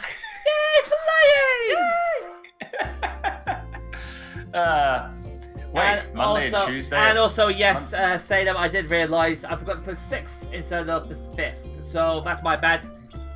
GG. Well done, James. Yeah, well, considering the issues we had right at the beginning of this stream, you know what? A little typo error I'm happy with. It's okay. People in the audio podcast won't even know. They'll just know that we're actually saying it. Yeah, so I've just basically gone ahead and just ruined that for them, haven't I? Damn it! Just give them well done. Well done. Says the one who said Tuesday the 5th, cough. Oh yeah, you did, didn't you? Yeah. On Monday the 5th and Tuesday the 5th. Wait, what? Okay, so we meant Tuesday the 6th. Let's go back to that then. Monday the 5th and Tuesday the 6th. There we go. Perfect. That works. But we're just coming back from a long year hiatus. Yeah, we're trying to get back into it. We're a bit rusty. But we will be much better the next time round. So I hope you guys can join us for that. But firstly, as always, Andy October has 2/5. Yeah. Lol. Yes. But as always, Andy, it's been an absolute pleasure doing this show again. I thoroughly have enjoyed it. How about you? Have you enjoyed the show? I absolutely did. Yeah, it was good to get back into this. So, thank you for thank you for taking over the live segments of the show. I think doing it as splitting like the jobs, you doing some bits, I do some bits, I think will work well and won't burn ourselves out completely. No, I think that was pretty good. I really enjoyed that, and I think I love doing this whole setting it up and all of that stuff. So I'm more than happy to keep doing this. Yeah, I know how much you like that sort of stuff. So I was thinking, you know what? Yeah, I love it when you're just like, I've got these ideas. Smack books. 10,000 pages worth of ideas. By God. As always, mate, thank you so much for joining me. I thoroughly have enjoyed it, and I am so looking forward to the next one. Indeed, same here. So, to end things off now, we're going to be playing you a couple of songs to end off the show. First off, and it's still a Nintendo/Super Mario Spectacular show, we're going to end it off. 3-hour podcast. Holy crud. Yeah, it's 3 hours. Nothing but the best for you guys. We don't do a 1 hour podcast or half an hour podcast. No, you've got us for the full 3 hours. Yeah, so enjoy those 3 hours of your life. Or they might be you've just wasted 3 hours of your life listening to us. So, we'll take that also. We take no responsibility for that, by the way. Yeah, exactly. So to end things off, firstly, we're going to play from Mario Party 4. It's Toad's Midway Madness. And then straight after that, we're going to the staff role of Metroid. So finish us off completely. But like I said, ladies and gentlemen, thank you very much for watching. I thoroughly hope you've enjoyed it. The next time we are live is actually going to be on the 5th Saturday, the 15th of October. Again, same time at 5 PM British Summer Time. So thoroughly hope. Or was it? Was it the 17th? Pretty sure it's the. For the Tally Ho show. No, I think you it's- said 15th. Yeah, I meant the 5th. I said the 15th, but I meant the 17th. Again. Again, we will sort these timings out later. I do. We will sort these dates out. We will. We Eventually, promise. we will get this. We will get this shit squared away. Yeah, you're doing episode 15. Kessler hands them a calendar. Yeah, I think we're probably going to need that. I think. Yeah, we're gonna need it. We're gonna need a calendar, aren't we? It'll just be like, we'll see you in October. That day. Yes. Basically, cover our eyes, throw a dart, wherever it lands. That's the day we're doing it, regardless of what day it is. Close your eyes and pick a date, and it's like, we'll see you in October, Argentina. Oh crap! I picked the globe. Shit! I hit the globe. I hit the globe. God damn. Yeah, we'll see you on October 17th. We might have a special guest on as well. Oh, yes, we do. So that's something to look forward to, ladies and gentlemen. Who is going to be our special guest, and what would they bring to it? Hopefully, some more fantastic thoughts, some issues, and more importantly, we might have someone who can actually tell how a calendar works. Yeah, exactly. Wedge has given us $2,000 to the budget for a calendar. Great. We'll get the biggest, best calendar known to existence. And then we'll end up getting it from 1999 or something, won't we? Yeah, probably. Yeah. Just the apartment is pretty bad. Let's be honest. I know. God damn. It's like picking up an atlas, but it's an atlas from 1982. Hey, look, Atlantis is here, followed by West Germany and Yugoslavia. Exactly. Oh my God. Here you go, calendar for 1998. Perfect. Thanks, Salem. Appreciate that. All right, we're gonna bugger off now. Yeah, because I definitely need to get some sleep because it's almost 10:30 and I've got a very busy day tomorrow. And I need sleep because I'm doing a night shift tonight. Woo! Yes, you are. But Andy, any last words from you before we head off? It's just good to do this again with you, mate. And thank you to everyone that was tuning in live and listening in on the podcast. Hope you enjoyed yourselves, and we'll see you soon. See you next time. Yeah, that's can't wait for it, mate. So, as Andy said, ladies and gentlemen, thank you so much for watching. We will see you all on Saturday, the 17th of October, where we will be returning with our special guest on the Tally Ho Show. And as always, ladies and gentlemen, you've been listening in to the Tally Ho Show with me, James. And me, Andy. And we hope you take care of yourselves and each other, and we'll see you all very soon.